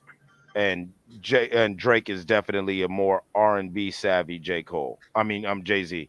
Drake is definitely a Jay-Z who could sing. All right, go ahead, Reg. Yeah, no, my list is gonna be the same as I'm hearing Megazar speak on it, and I'm like, dang, we speaking everything the same on how we would have ranked them. And J. Cole even speaks about his comparisons to Nas and sounding like Nas. I think he went to sign with Nas or something. Yeah, I would just be repeating everything Megazar stated. Fair enough. 561, you got the gun. What's your name? Where you calling from, family? Man, what's up, guys? Long time no here, man. It's Toby, man. What's happening? Hey, what's up, T, man? How you feeling? Man, feeling great, bro. Feeling great, man. Good to see y'all on, bro. And this is an interesting conversation, man. I chimed in. I heard somebody compare Drake to say definitely a Jay-Z that can sing. I never heard it put that way before. I guess I can go with that. I mean, I'm kind of biased against Drake a little bro. bit. Right, bro. They tripping me. I was about to go last. I'm about to flame these boys, man, respectfully. I don't want to come in. I mean, I kind of get where he's going. I think what he's saying is he owned the summer for a decade. He owned the summer. Okay, you could compare him to Jay-Z in that regard. He's platinum. You can, okay, in that regard. He's the most desired feature, which in Jay's prime and heyday, he was the most desired feature. If you want to guarantee that you're gonna have a banger, put him on it. Again, you know, that's a comparison, but that's about it. I can't compare him to Jay lyrically. That ain't true. I mean, French Montana flopped with a Drake feature, with the Drake package. I mean, you can always. I mean, shit. I'm sure if we dig, we can find some stuff where Jay didn't. You know, where the magic just wasn't quite there, and you got to really look really hard to find that. But and same thing with Drake. Listen, I'm the number one Drake hater. I'm the number one Drake hater. You don't compare them to the GOAT, man. I hear you, bro. I get that. My thing with Jay is that there's never been any question about if he wrote his own shit, because he don't write nothing. So we know he don't have ghostwriters, because you can't have a ghostwriter when you don't write. Drake, we're not gonna go there, but we know what that is. Okay, he's an idea of production. Maybe he writes some stuff, but you know his flow is not like that. You know what I'm saying? I mean, his shit is like one big long ass. You know, his shit not like that. You know what I'm saying? So I'm gonna let that rest. But with the Nas and Hit Boy, I wanted to say something about that. Hit Boy is from Cali, right? He's from the West Coast, right? Yeah. He is. So one thing about Cali is Cali was responsible for keeping the backpack hip hop movement, underground, whatever you want to call it, alive. when New York went commercial, you know what I'm saying? Cali kept it going, primarily with guys like Madlib, right? The Madlib stuff, productions. You know, he's a Cali representative, and I feel like Hit Boy that was a beautiful, beautiful marriage with Nas and Hit Boy, and I'm very excited to hear what new projects they're going to put together, because I mean, you know, the knock on Nas to people, that to the average listener, you know, to us who are heads, we always gave him his props. He is the GOAT. You know, Biggie, Jay-Z, and Nas, that's the holy trinity of the new school, right? So we all agree in that regard. But with the knock on him was always he didn't have the production. And now, you know, with him having the success with his business ventures and to still be putting out that high quality of music and getting stronger with age, man, I can't wait to hear what he comes out with. I mean, this last shit, there was no skips. On the last two projects, there was no skips. Really, 3 if you want to count the one that Kanye West did. There was just nothing. You can't skip through nothing. And I'm wondering if that's going to spark Jay-Z to get back in the game. I don't think it will. Jay's done enough. But Nas, man, he on fire, man. And Hit Boy brought it out of him, man. That was beautiful, man. I ain't gonna lie, bro. I didn't really have high hopes, but when I listened to it, I was like, shit, flames. What do you think about that? Oh man, it's better than the first two, bro. It's better than the best. It's better than that Kanye shit. This the best okay. This the best Nas album in years for me. I mean, by bro. leaps and bounds. I mean, let's go ahead and call a spade a spade. He's lapping Jay in their old age. He lapping them. That Jay-Z 444 was fire, homie. He rapping like, yeah. True. But Jay was getting into like some long-winded pockets, and he was like rapping off time and off beat sometimes. Right. Just trying to get his bars off. Right. One was the other was I was just playing. It was 444. You tried it though. That was it was 444. You tried it, my nigga, but nah. 444 was dope. No, I can't even. But to me, I can feel myself listening to this more than 444 was dope. I went to the concert and I listened to the album for a while. I don't see me putting this down for a minute, homie. Absolutely, and that's when I'm going. I mean, you know, the joint caught their eyes, Family Feud. Those will always be in rotation. Those two joints will always be in rotation, no question about it, or 1,000%. But this Nas joint, oh my God, like for real. And you know what's ill about it is that it feels like nasty Nas. It's nasty Nas. It's not just Nas. This is nasty Nas. Live at the barbecue Nas. You know what I'm saying? I think he better than that up here. What you mean? I think he rapping better than that up here, bro. Because of the time. Like when I was 12, I went to hell for snuffing Jesus. I mean, you can't top that. Nas. I want to compare it to that. Huh? I want to compare it to that. I mean, he got some lines up here that is. Yeah, he got some slick lines. I mean, the automatic guns at nuns Nas. That's what I'm saying. But he don't have a "If I Ruled the World" up here. He don't have a "I Gave You Power" up here. You know what I'm saying? He don't have the setup up here. But I love this album. He released Lost Tapes. That's Lost Tapes too. That was a few. It's better than Lost Tapes too to me, I think. Okay. No, I'm not saying that. I don't know. I got to go back in here, but this is high, man. This is high on Nas' discography, bro. But I got to get back to the piano, Toby, after this, man. Get your last bars on, because we got a loaded piano. No, that's basically it, man. Y'all keep rapping. Oh, one more thing. Predictions on ERROL Spence versus Ugas. Oh, you got to rewind the tape. We already went through that one. Oh, you want to give me your take on it? Okay, well, we're talking about it. We ain't did the prediction show yet. We were just talking about it. Should it be in Dallas or should it be in Vegas? But call back when we do final thoughts. I'm gonna say Vegas to go ahead and set the stage for the big fight. All right, fair enough. I'm gonna go ahead and say Vegas to go ahead and set the stage for the big fight. Okay, all right. He got to win though. All right, appreciate you, man. And he will. Hey, look, well, appreciate you. Call back in when we do these final thoughts. Hey, man, much love to y'all, man. Hey, Happy New Year, man, to you and your families too, man. Man, you are the family too. How about that? Man, love that. Absolutely. All right, y'all. Peace. Yes, sir. Yeah, my bad, y'all. I went a little too long, but shout out to my guy, Toby. Appreciate you. But go ahead, man. I think Jay-Z might need to look at that statement a different when we say, "Can't nobody stand on that stage with me, dog." I don't know. Look, I kind of got to go back on my word, Megazord.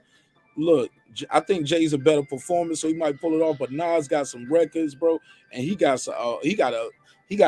3 packs of new records to pick through. If we just sitting playing songs, sitting down in the studio, that's different. But when Jay-Z said takes that stage, as much as I love Nas gonna get blown the fuck out the water from a performance standpoint. Like from a performance standpoint, from when I've seen Jay and when I seen Nas, there's no comparison. Like over the initial time I seen Nas and was in awe, like, man, that's nasty up there. Then other times I seen him as I start performing more, I was like, he got to do better than that. Even though I'm still enjoying the concert, to the point where I really don't go to see Nas perform. I go to perform with him, damn near. You know what I'm saying? Hey, I feel you on that. You know what I'm saying? So, like, when I see Jay, when I went to the 444 tour, oh, that shit was a spectacle. Oh yeah, with the it had a ill stage. You know, that shit was something I've never seen in my life. You know what I'm saying? And Jay-Z didn't lose his breath. None of that. Now, like, from what you say, 444 was a great album. But 444 was a direct follow-up from Nas's Life is Good. And the reason why I tell you that is because he went and got No ID. No ID did the bulk of the production on Life is Good. And what was Nas talking about on Life is Good majority-wise? It was based on his divorce with Khalees. Right. So Jay-Z went and got the same producer who did the heavy lifting on Life is Good to facilitate the sound, because he wanted that particular sound that Nas had. You know what I'm saying? Like, so when people say, oh, this is Nas 444, no. 444 is Jay-Z's Life is Good. Because Life is Good came out in 2012. 444 came out in 2017. And that Nas Kanye, this is the shit that Kanye should have been doing with Nas. Not that shit he did, but what Hit Boy's doing with Nas, that's what Kanye should have did if he wasn't trying to put out 8 different fucking projects at one time. And Lost Tapes too, you know, it's just Lost Tapes too. But since he started working with, like, I never was one of those people who was critical of Nas beats. Nas music was always synonymous with type of jazz to me. Like, you know what I'm saying? Nas music always had a setting, you know, so I never was one that Nas pick bad beats. But I did surmise too, Nas over conceptualizes shit sometimes. Like the Al Jarreau song, like how does that shit even come about? You know what I'm saying? Like, you in the studio and it's like, yeah, man, I love Al Jarreau. Rest in peace to Al Jarreau. I'm gonna make a song. And niggas like, yeah, bro. We love Al Jarreau. He said, nah, but I'm going to actually be scatting when I rap. You know, it's like nobody, I'm like, nah, I don't think you should do that, bro. Hey, I think. Bro. You know what I'm saying? It's like they let him do it. That's his father's influence. That Al Jarreau shit and his jazz connection. I don't want to hear Nas doing skibbity doo bop shit. Hold on. Say nah. That's how Reggie, he was looking in the studio when he was saying Reggie, I agree 100% with you. That's why they should only play that shit in a hip hop museum. Like, I shouldn't have to, like, when you put, like, that's like, if you could actually tape the actual tape from the cover of the Lost Tapes 2 project and put that bitch in a tape player, that song will start playing. Like, that shit's like, bro. He went from giving Nas his flowers to just like, listen, bro, that one song. Hey, now I told you, I'm harsh. Just like the Dick Tracy shit. He said, yo, man, somebody killed hip hop, man, but who did it, yo? I'ma solve the case, but I'ma be Dick Tracy. And it's like nobody stops him, like, say, Nas, don't do that, bro. Like, nah. And he makes a whole song. Look here, she. Pretty face, two-face Al over some gal. Find his body dead. Like, he sounds like Dick Tracy, and it's like, right. This shit is not dope, bro. This shit is not, like, I understand the concept. And if we had a hip hop museum where we could walk down the aisles of this shit, that shit would be dope for that.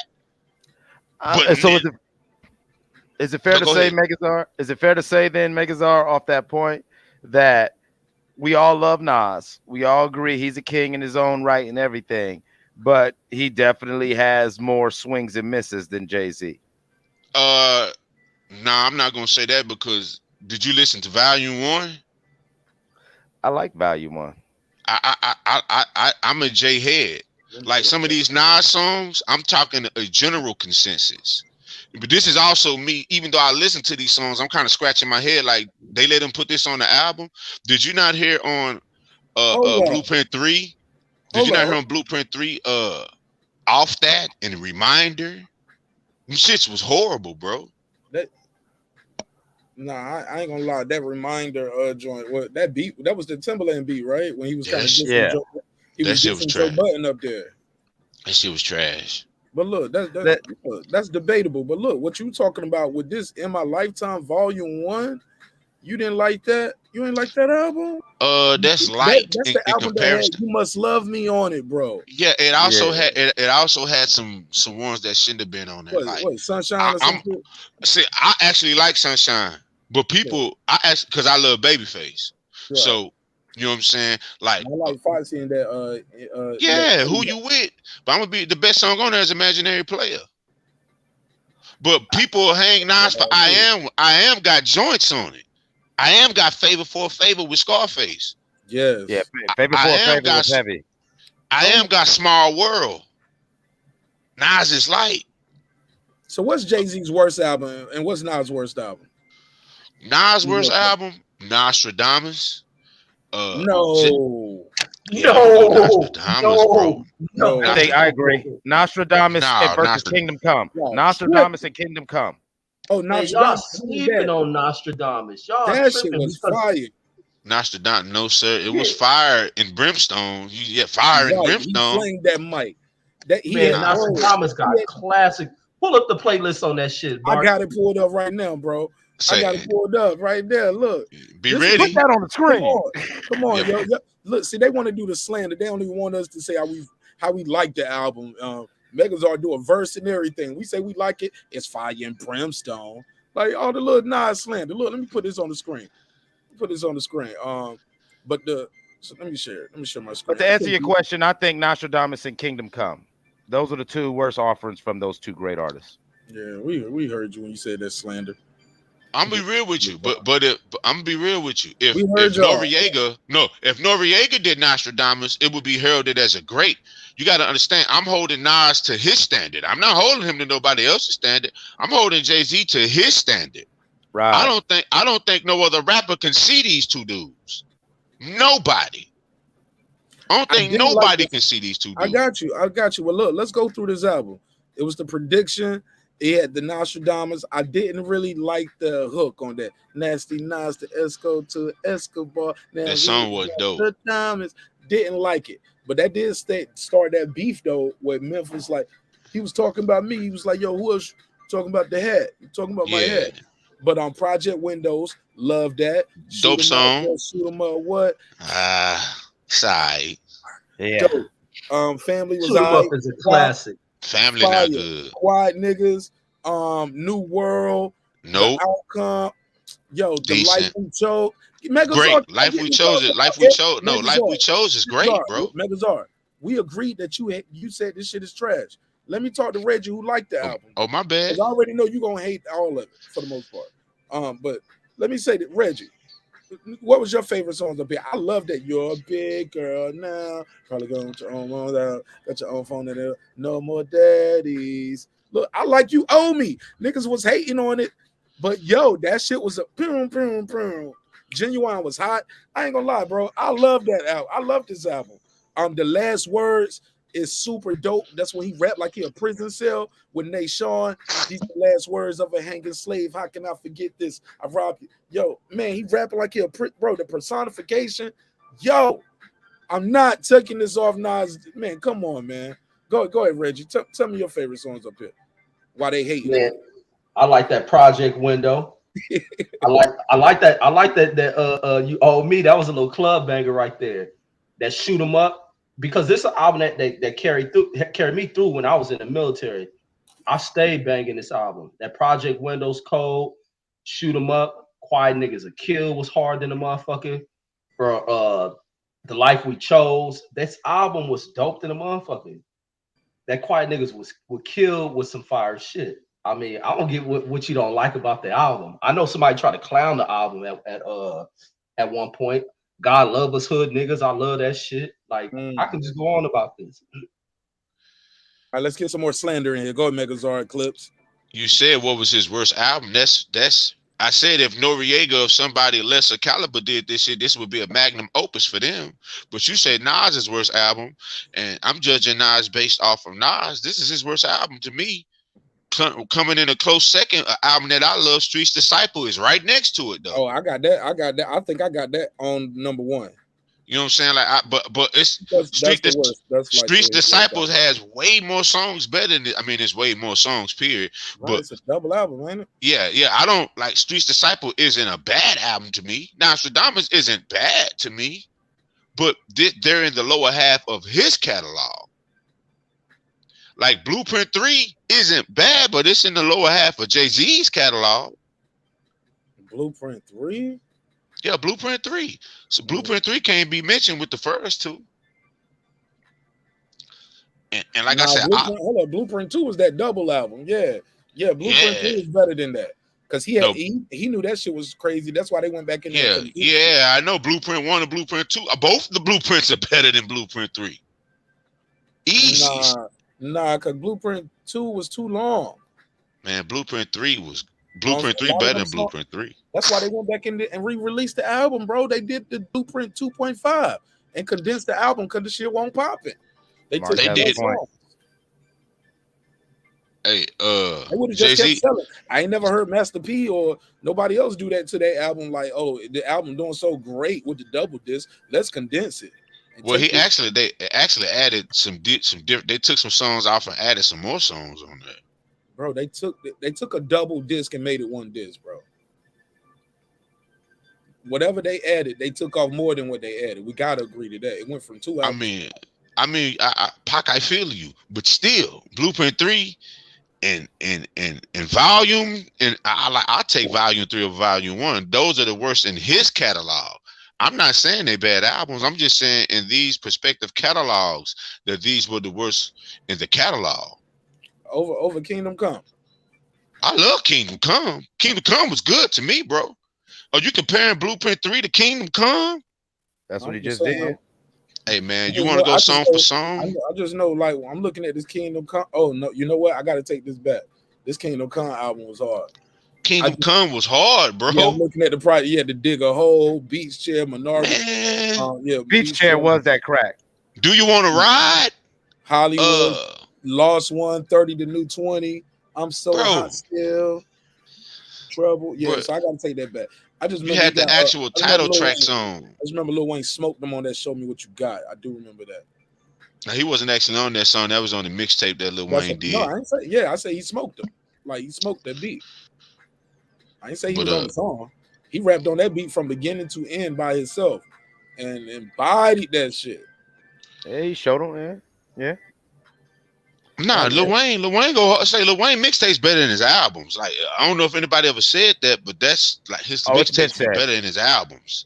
It's been said. It's been said publicly. It's been said privately. That's one of the biggest knocks on Lil Wayne, and that's the reason why, even though Drake is still Lil Wayne's son, you look at Drake's reign compared to Lil Wayne's reign, because a lot of Lil Wayne's reign in the height of his run when he was motherfucking white hot, that was mixtape. You know what I'm saying? Damn, but if you Lil Wayne a child star too. Excuse me? Say that again. Lil Wayne's a child star too. Oh, absolutely. That's true. That's true. Also, I'm gonna take this to the panel on that point, Reggie. I've often said, and I've often said and started a lot of debates when I say that Lil Wayne is hip hop's Michael Jackson. We watched him grow up. Now, Bow Wow might be more of that than anything. Now Bow Wow's not been as relevant and not always hot. Lil Wayne's always been hot from a child. Yeah, Lil Wayne wasn't always hot. Lil Wayne fell off too. Lil Wayne walked away. Lil Wayne didn't start off as Lil Wayne. Lil Wayne when wasn't the hot shit back then. Oh It no, was he was whack Juicy. as hell at the beginning. Yeah, It he was was whack as hell in Juicy. the beginning. Yes, you're Yeah, right. but Bow Wow started off that nigga, man. Hey, Mark, I know we don't address things in the chat, but somebody got grossly misunderstood what I said.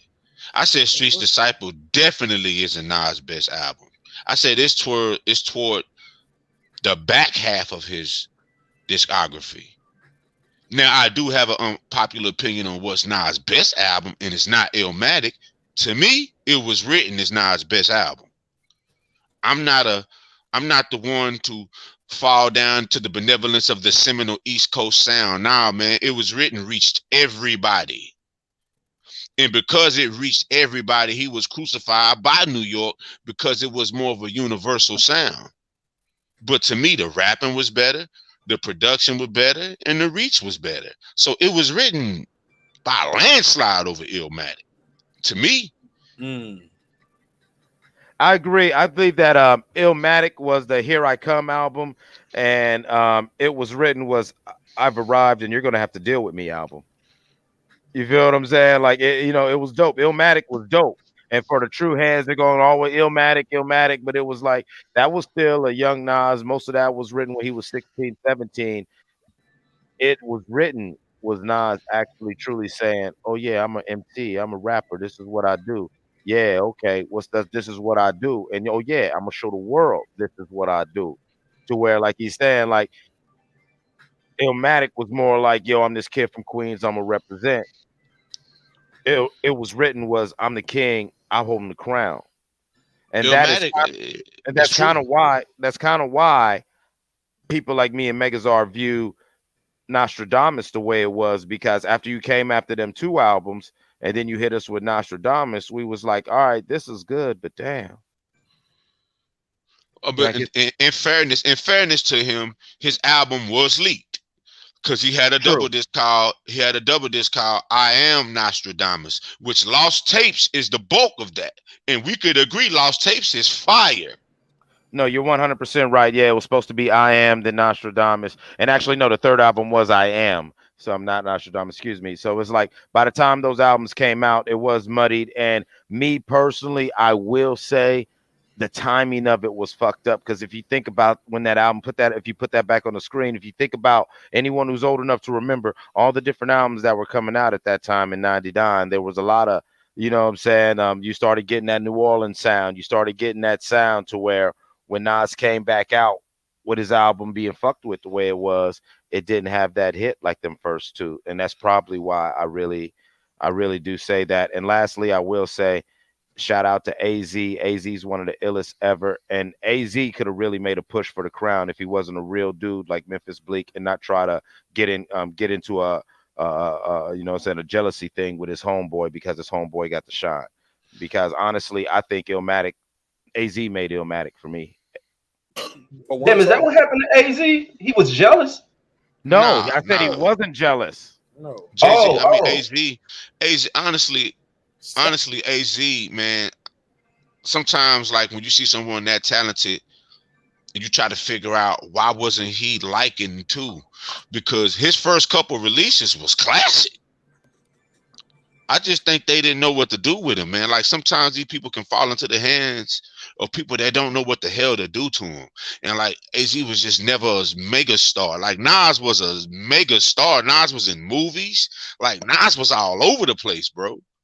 Nas was in TV shows. Like, and I think it was the superstardom that helped Nas get through those years when Jay-Z came through and became the star in rap. I know you're 100% right, and with that, just not to try to stay on the AZ train too much, but people remember early in Jay-Z's career when Jay-Z was forming the roster for Rock, Jay-Z been trying to poach AZ off of Nas. That's why I said AZ would have got so much of the hip hop would have really respected AZ if he was a fake dude, and that's why I'm gonna give him all of his flowers because he was real. Him and Nas always been solid, and so when the people were behind the scenes trying to get in his ear, he's like, nah, and he would just hold his mans down and let Nas shine. We can remember also AZ was also 1 foot in, 1 foot out, so he wasn't worried about the exposure. Hey, why was the Firm album so hated on? That shit is classic to me, man. But people act like they hated the Firm album. I thought that was a classic album. And to have that many different talents to go in there and drop such an album was dope to me. Oh, say that again, Reggie. I didn't. I was saying, why did people not receive the Firm album that well? A lot of people hated on it and try to speak down upon it. I thought it was a complete album, a classic album, in my opinion, especially to have that many talented artists come in there. Yeah. I believe that album got. Go ahead, bro. Nah, you can go. I'll go after you. I honestly believe the Firm album was hated on because of the tribalism of the time. Everybody was still a little raw with the East Coast, West Coast stuff, and they tried to quell that beef by having Dr. Dre do the production and all like that. But I think people just really, and like you said, it is a great album. It's one of those albums that in 2022, if you actually go back and listen to, you're like, oh shit. But once again, almost like the I Am and Nostradamus, think about the other shit that was coming out during that time. I would just say a lot of the times, the sound palette, man. Let's just keep it what it is. Like for the heads, and I'm doing this with air quotations, they only like a particular sound. So whenever you enriching the sound palette, they not core, they're not sticking to the core, they're to the elements, and it's like, nah, man, this shit is music at the end of the day. Like, who's more boom bap than Dr. Dre? Every beat Dr. Dre has ever done is boom bap, but he goes back and replays and add a different type of funk to it, i.e. where you from, Clips. He adds that element to it, because if you listen to Doggy Style, that's boom bap. It's just the West Coast iteration of it, but it's boom bap. So from someone that grew up in Dallas, where I say didn't have a say so, where I stayed didn't have a say so on the sound of hip hop, I grew up having respect for all of the different sounds, you know. So I wasn't held back by the seminal sample style of the East Coast. I could appreciate what it was doing. I could appreciate how we sampled in the South. I could appreciate each region for what they did to add to this. You know what I'm saying? So I think that's why the Firm was criticized, you know. But if you listen to it, name a better beat than Phone Tap that dropped that year. Oh my God. But I can't name a better beat that year in rap that was better than Phone Tap. Let me say something real quick. Somebody had asked about AZ. I found this clip. Somebody told me to put it in chat. I see it on me, and I found it. It is from that Drink channel. I just found it. And it's not him talking about his work ethic. He's talking about, he said AZ didn't have talent, Steve Stout. Like be just as big as a star. Wow. Yo, I just had this conversation with Son about AZ. AZ, honestly, first of all, if he was an actor, he'd be a fucking superstar. Okay. If you ever watch him in the interlude, I seen him in Belly. No. You ever watch him in the interlude when the Biggie video in the beginning where Biggie, they rolling, they're playing for money and shit. Mm-hmm. They're playing with Monopoly money. Mm-hmm. Yo, look at AZ. He's acting. He's fucking awesome. Killing it. I gotta go back and look at it. And he worked really hard, and he was all about the business. Mm-hmm. People forget, even after the rhyme on Life's a Bitch, he delivered the rhyme again though on More Money, More Murder. The same rhyme? No, he delivered the rhyme. Okay. He delivered it. People thought his pen just fell off after that. Right. More Money, More Murder, his rhymes is also hot. Right. He wanted to always make Sugar Hill. He wanted to make commercial records. He wanted to make that type of shit. And I think he didn't have great management around him. Right. And he just wasn't. He didn't have enough talent for what was coming out at that time. It was vicious. The amount of rappers that was. I think he had the talent. No, he didn't have the talent. No, he had the work ethic, and he had the. He was a polished person. Show up, deliver. He could act. He'll play it all out. He was that type of guy. But when he went to write the rhymes and do it over and over, he didn't give a shit about that. He showed up when Nas was on the record, but outside of that, he wouldn't write. He wouldn't do it. Yeah. Listen to his music. Wow. Anybody want to react to that? Steve Stout said AZ just. Yeah. I thought that shit was harsh. He said he'll show it with Nas on the record, but other than that, he didn't show up on the record. Listen to his music. Go ahead. Let me hear Reggie on this. It's a West Coast cat. Yeah, go Reg. Let me hear what the West Coast say. Go ahead, Reg. Man, I thought that shit was harsh, but it could be true though. The truth got to be harsh, and I mean, there got to be a reason. I thought AZ was right there. It was a hard time period. Damn, I hate to hear that, man. I hate to be critical of AZ because I always wonder, damn, why he didn't launch, man. Go ahead. Anybody else? I really I think that might be a little some personal behind the scenes that might be peppered with a little personal behind the scenes perspective. Let's stick with what he said. No, I'm sticking to what he said because Do or Die was hot, not only lyrically, conceptually. Do or Die, anybody who was really on some before you called it trap and just living that life, you bumped that album during that period because that was like some Purple Tape shit. Like that really took you to that element. I don't care East Coast, West Coast. If you lived a certain lifestyle, you related to Do or Die. We loved AZ. I do think he has a point though. AZ did seem to hold some of his shit for when it was time for him and Nas to drop. Because it was like he would be at a certain level, using the Dragon Ball Z metaphor. His hair didn't go gold unless he's on a track with Nas. But I personally believe that his regular form was still very formidable. You know what I'm saying? Those are classic quality bars. So I do think his comments were a little harsh. Go ahead, Megazord. I don't agree with Steve Stout assessment in the way that he did it. I think he could be better. I don't think AZ had the right people around him, man. If you listen to AZ, I mean, yeah, but he said he ran out of talent. But if you listen to AZ, Do or Die 2 was fucking good. Like, that's in my album this year. Like, Do or Die 2 was great. You're talking about now. I don't think, at that time, he was actually it came out this year. Earlier last year. But he's talking about for that time. He was actually better. My brother, even that statement he made is before Do or Die 2 came out. He's not talking about Do or Die 2. Yeah. He even said he wasn't. I mean, yeah. He couldn't compete with the music coming out at that time. Just think he had own people around him. Like in terms of,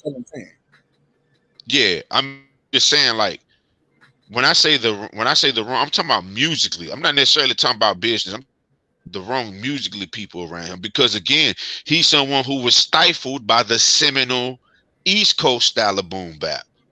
When he was flourished over beats like done that, like that Dr. Dre did. Like AZ could flourish over any production. You just got to know how to give it to him. So I think it was more so he didn't have the right musical people around him in terms of sound palette. Because as a writer, man, ain't too many niggas ever seeing his pen, bro. Ever. You just have to cater and like Hit Boy doing for Nas. Okay, hold on. Hold what you got. 561. What up, though? Yo, I'm back. Hey, I just wanted to interject real quick about the boom bap with Dr. Dre. I'm not saying that Dr. Dre can't do boom bap. But when you talk about boom bap, you're not necessarily talking about 909s or you're talking about chop, analog, drums processed through the SB1200 and also played back in a certain pattern. Dre was getting more into using subs because he was doing interpolations of like fatback bands. Right, the bass line from Tighten Up on Your Backstroke, which a lot of people didn't even know. You know, Dre was doing it, and which is why he got sued so fucking much. Dre stopped sampling from the record. He started using live bands and basically ripping off bass lines without giving any credit. Like really, which is kind of what people do now. You know, but no. When you talk about boom bap, you're talking about a certain timing that you find on records from like KRS-One, from a lot of the underground sound, you know, the Raucous Records stuff. That's boom bap. You know, when you talk about Primo, the stuff that Primo did for Group Home, right? The hard to earn beats. Those are boom bap beats. You know what I mean? But that's, you know, I'm not saying that Dre is not hip hop. He most certainly is. Dre is an MPC SP 1200 and a Technique 1200 MK2. That's what he is. No question about it. But his sound is not, you know, that wasn't boom bap with what he did with the Snoop album. I would say the Chronic. So the intro to the Chronic, those drums you might call those boom bap drums on the intro. He's like, ha ha, yeah, that's boom bap. You know what I'm saying? But I just wanted to throw that out there, man. Appreciate like, you know, Dre was, yeah, all right, yo, peace. My brother. I think everybody open to their own interpretation. You get what I'm saying? Like those drink. I agree. Some people might not call it boom bap because it's not DJ Premier boom bap with the scratching sound, but that. That's the definition of boom bap. Boom, boom. It's a pattern. Boom bap. It's a synchronized. Bap. It's boom bap. It's a synchronized pattern. Yeah, some of the '90s East Coast sounds. Even even the Eminem shit sped up is. Boom bap. Boom bap. I think even like a Mobb Deep almost had like a boom bap. They got a boom bap too. Yeah, Havoc was always boom bap. Still to this it's day. a classic style in hip hop. If you strip it down, that's why you can blend some of those songs together so well. Now, granted, Timbaland, on the other hand, okay, I get it. Now that ain't necessarily no boom bap. He doing his own. Influenced Teddy Riley and shit. Yeah. Some of the stuff the Neptunes was doing wasn't necessarily boom bap, but it still was catchy and he had a vibe to it.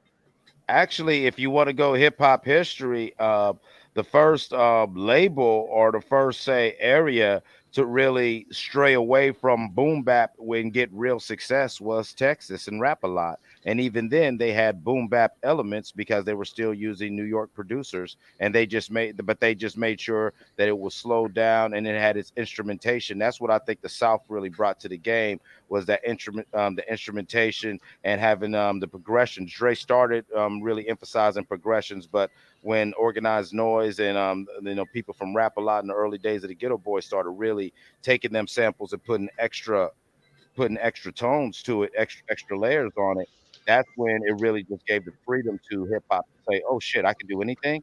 I'm not imprisoned by the boom bap. I can literally take this. I can take a different drum pattern and still fit it in that same time pattern where people can bob their head."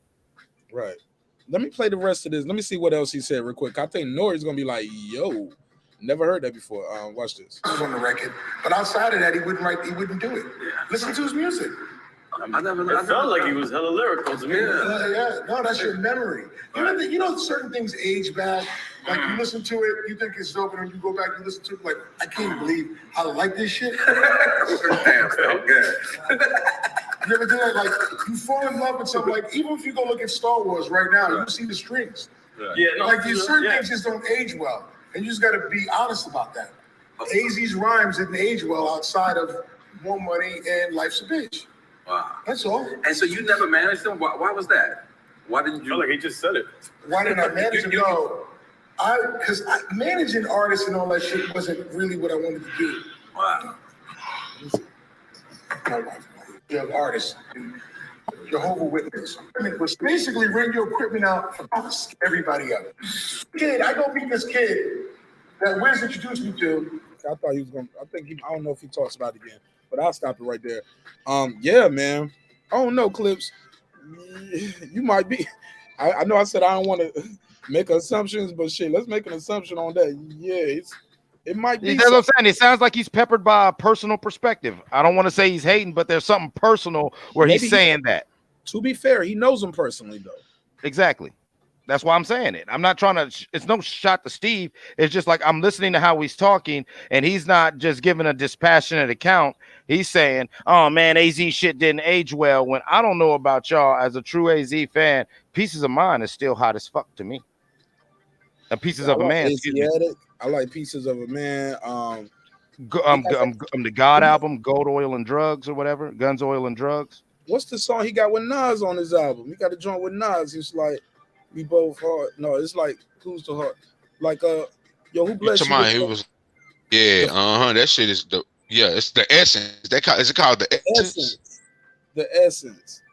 Yo, who bless you with the sharp face, son? Plenty. He bless you with the sharp face. That nigga pay. He makes a pretty penny out. Yo, it sound like two homies just catching up, talking about they going back and forth, talking about their son, his son, and Nas's daughter and their ages, and I thought it was dope. The Flyers though was on Nas' album though, right? I believe so. Yeah, the Flyers was on Stillmatic. Yeah, that shit was crazy. Hey, can we, since we having this conversation, can we give these two brothers their flowers? Because before, who didn't? Yes. Yeah, Steve Stout ain't doing it, so fuck it. You know, that's why Puffy did what he did. But we're gonna keep moving. But shout out to these brothers for being the first two brothers before Jada and Styles to really make all hip hop fans just wait for them back and forth verses. It was AZ and Nas. Run DMC did it. Run DMC. That was their thing. That was, you know what I'm saying? Yeah, okay. But the AZ and Nas, that was something that we waited for because we knew we would get. Yeah. But it's just like, when are we going to get it? Is it going to be on this Nas album? Is it going to be on this Firm track? Is it going to be on the AZ album or just some random shit that's on a mixtape? But we knew every 2 years you'd get that crazy track where these niggas is just going back to back, or just be like both these niggas would spit a 32 and like there's probably even no hook. I wish Reggie Owens would spit a 32 bar right now. Let's go, Reggie. Get some bars off. Okay, yo. Go ahead, I ain't got nothing. Go ahead, Marley Marl. No, Megazord, man. I wouldn't dare rap with Megazord on the paddle in clips. That's why you gotta go first, though. That's why you gotta go first. Nah. You gotta give me a beat. You're compared to.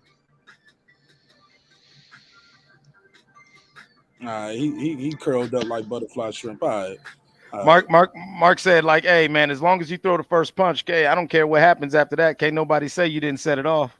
I always do that. Like when the teacher used to ask us, does anybody want to read? I would go first.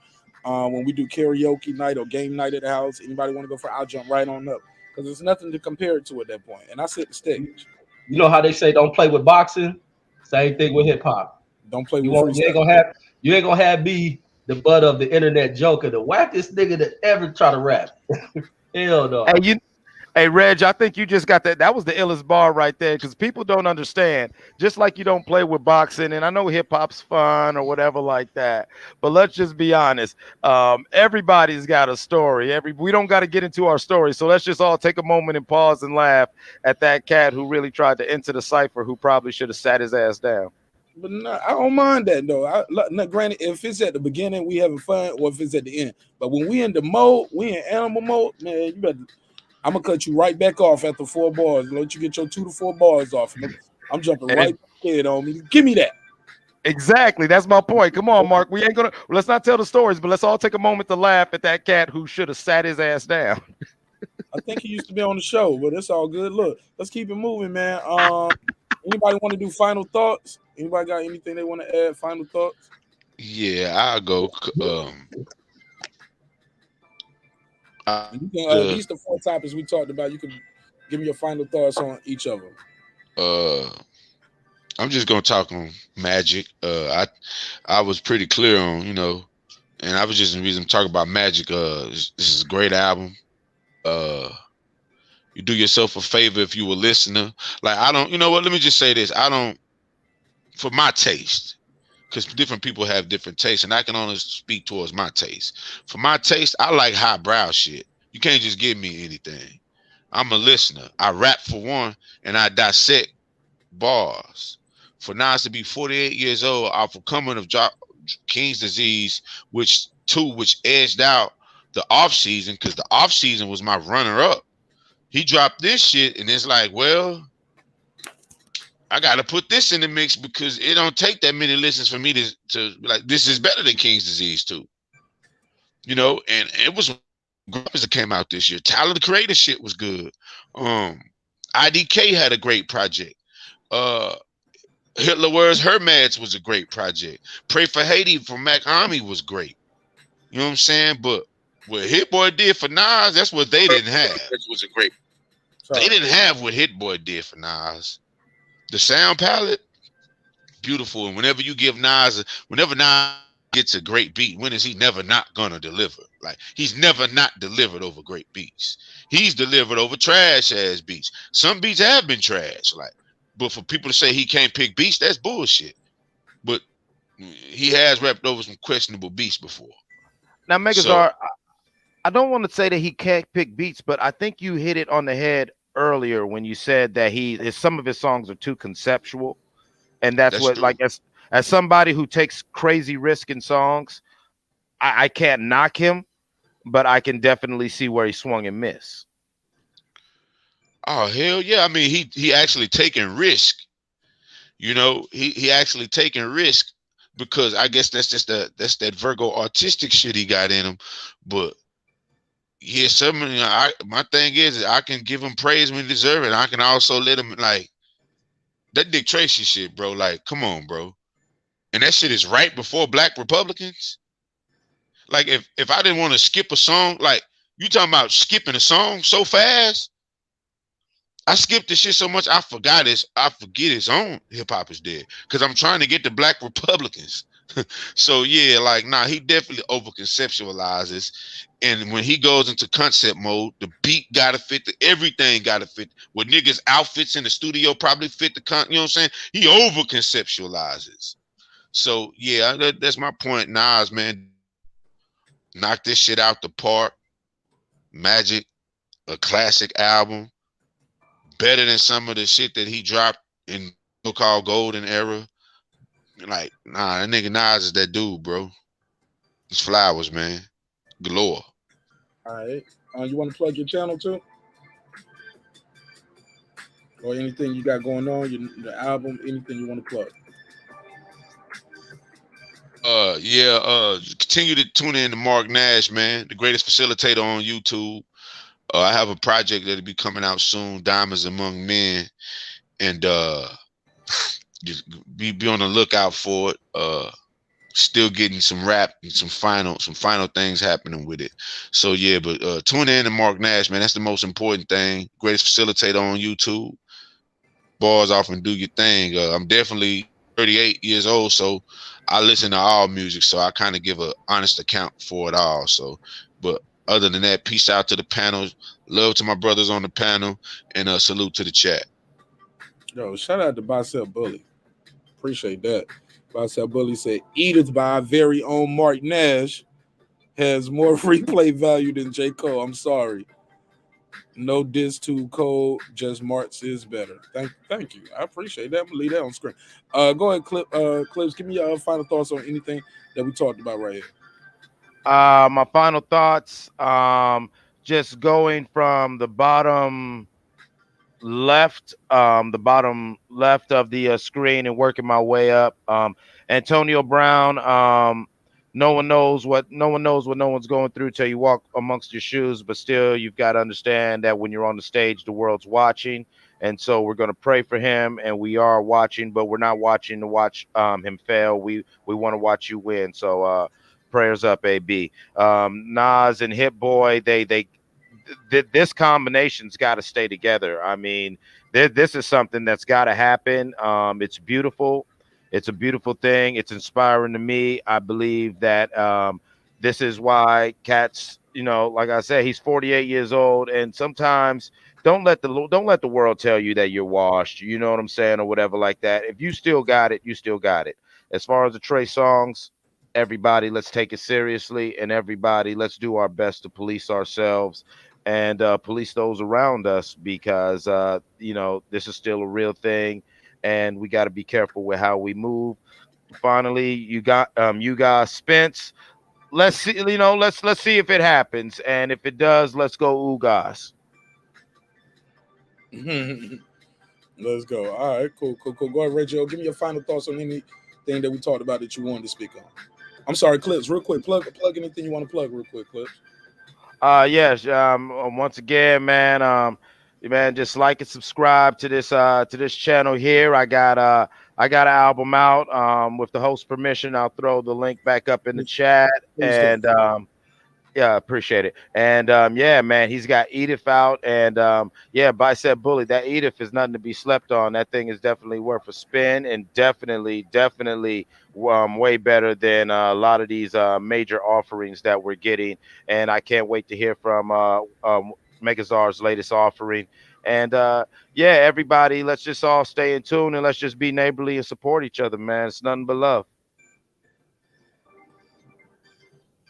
For sure. Oh, as far as the dehydrates, I did find his number. I called him. I didn't get his number. I didn't get a response. I sent him a text message, left him a voicemail, and I'll continue to try to reach out to him. But it does say his name on the voicemail, so it is him. So I'll continue to reach out to him. But I am looking for dehydrates. We're trying to check on him, doing health and welfare. We just want to make sure he's okay. Go ahead, Reggio. Give me your final thoughts on anything we talked about, and please plug your channel and your book reading that you're doing for Malcolm X. Oh, yes, indeed, man. This is a great show, man, and I enjoy the music talk, man. As always, the thing with Antonio Brown, mental health, that goes for all of us, man. All of us have to be aware of our mental health, observe other people, try to be someone they can talk to probably seek a mental health assistance, man, because some people will deny it. Some people won't seek the help and continuously to have these irrational behaviors and stuff. It ain't something that they've been doing. We have normalized, especially in our communities, we have normalized it as, well, hell, that's just the way he is, and he'll get over it and all this other type of stuff. No, we got to start seeking help for those in need of it. The thing with Trey and even individuals like that, you better clean that shit up. The women who experience that shit, you go prove that. You take these cases serious. This ain't meant to just get on social media because you got huge social media followings and going about the slander of somebody. That ain't cool. That ain't cool, not one bit. Because the even thing troubling about this girl pulling that, I go right into her Instagram to look at her, and she back in there on there flaunting and flaunting, you know, her sexual appeal. But you're supposed to be a rape victim. There ain't nothing a rape victim is going to go about displaying and exploiting. Like, take these things serious. If that's what someone's doing, do it beyond trying to slander someone. And this food Trey, you keep doing that, eventually you're gonna end up where your boy R. Kelly was. Your influencer in the sound of music that you make. The Nas talk, that was dope. I was almost confused when I heard you bring up the name Hit Boy, because y'all was calling young Bird name is Hit something, right? Maker. That was like Hit Make. Okay, yeah, I was like, I know damn well he ain't do that. But yeah, that's a dope album. His first big record was that Ball So Hard, that Niggas in Paris by Jay-Z and Kanye. Okay.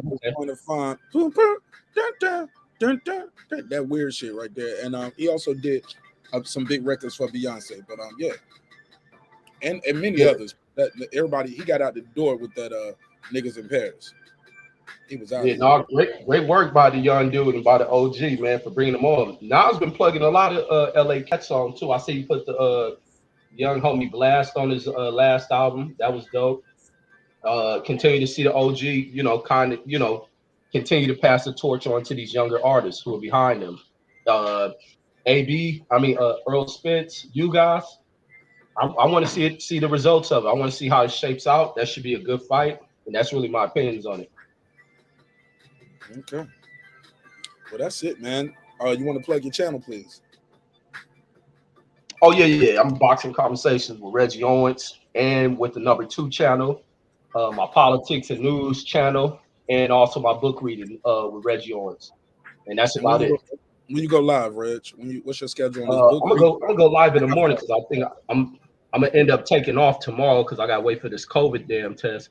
So I'll probably do a reading in the morning, probably about. I was gonna do one this morning, but shit, I went to sleep so late. I woke up tired. I'm gonna do it probably about 8 or 9 o'clock. I'll do two chapters in the morning, then I'll do one back at I'll probably do 5:30 or 7 o'clock. West Coast time, West Coast.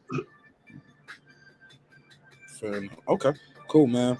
Well, thank you so much, man. How far are you in this book? You're on chapter what now? Be going into chapter 6 tomorrow.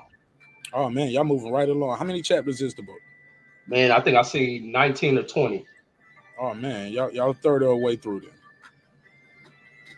All right, cool.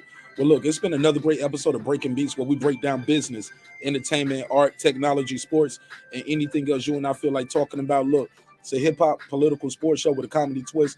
Got to let the jokes fly, because life is serious enough, but some subjects are so serious, there's nothing funny about it. Look, sometimes the conversations can get a little serious, but life is serious, man. So just know you have an outlet here. If you want to talk, you want to vent, nobody here is going to bully you and make you feel like your claims aren't valid, your story isn't valid, and your voice doesn't matter, because your voice does matter. Hey, look, go to marqnash.com, go there, get some merch or something, get a hoodie, a t-shirt. Got a couple new pieces up there. We got the YouTube Daddy. Go run and tell your YouTube Daddy shirt. I got those smart super low. I think the t-shirts are probably as low as $20, $25. I mean, $20 for the t-shirt and like $25 for the sweatshirt. These right here, what can I say? Shout out to Derek Lincoln for copping a couple of these. He got the red one and the blue one. And yeah, man, they'll get right to you. Thank you so much. Thank you so much for your time, your energy. Thanks for supporting the show. I'll see you guys Wednesday. If God wills it, who knows? I might do a pop-up. In the meantime, in between time, let's run that outro, baby. It's your man Nash. Let's get it.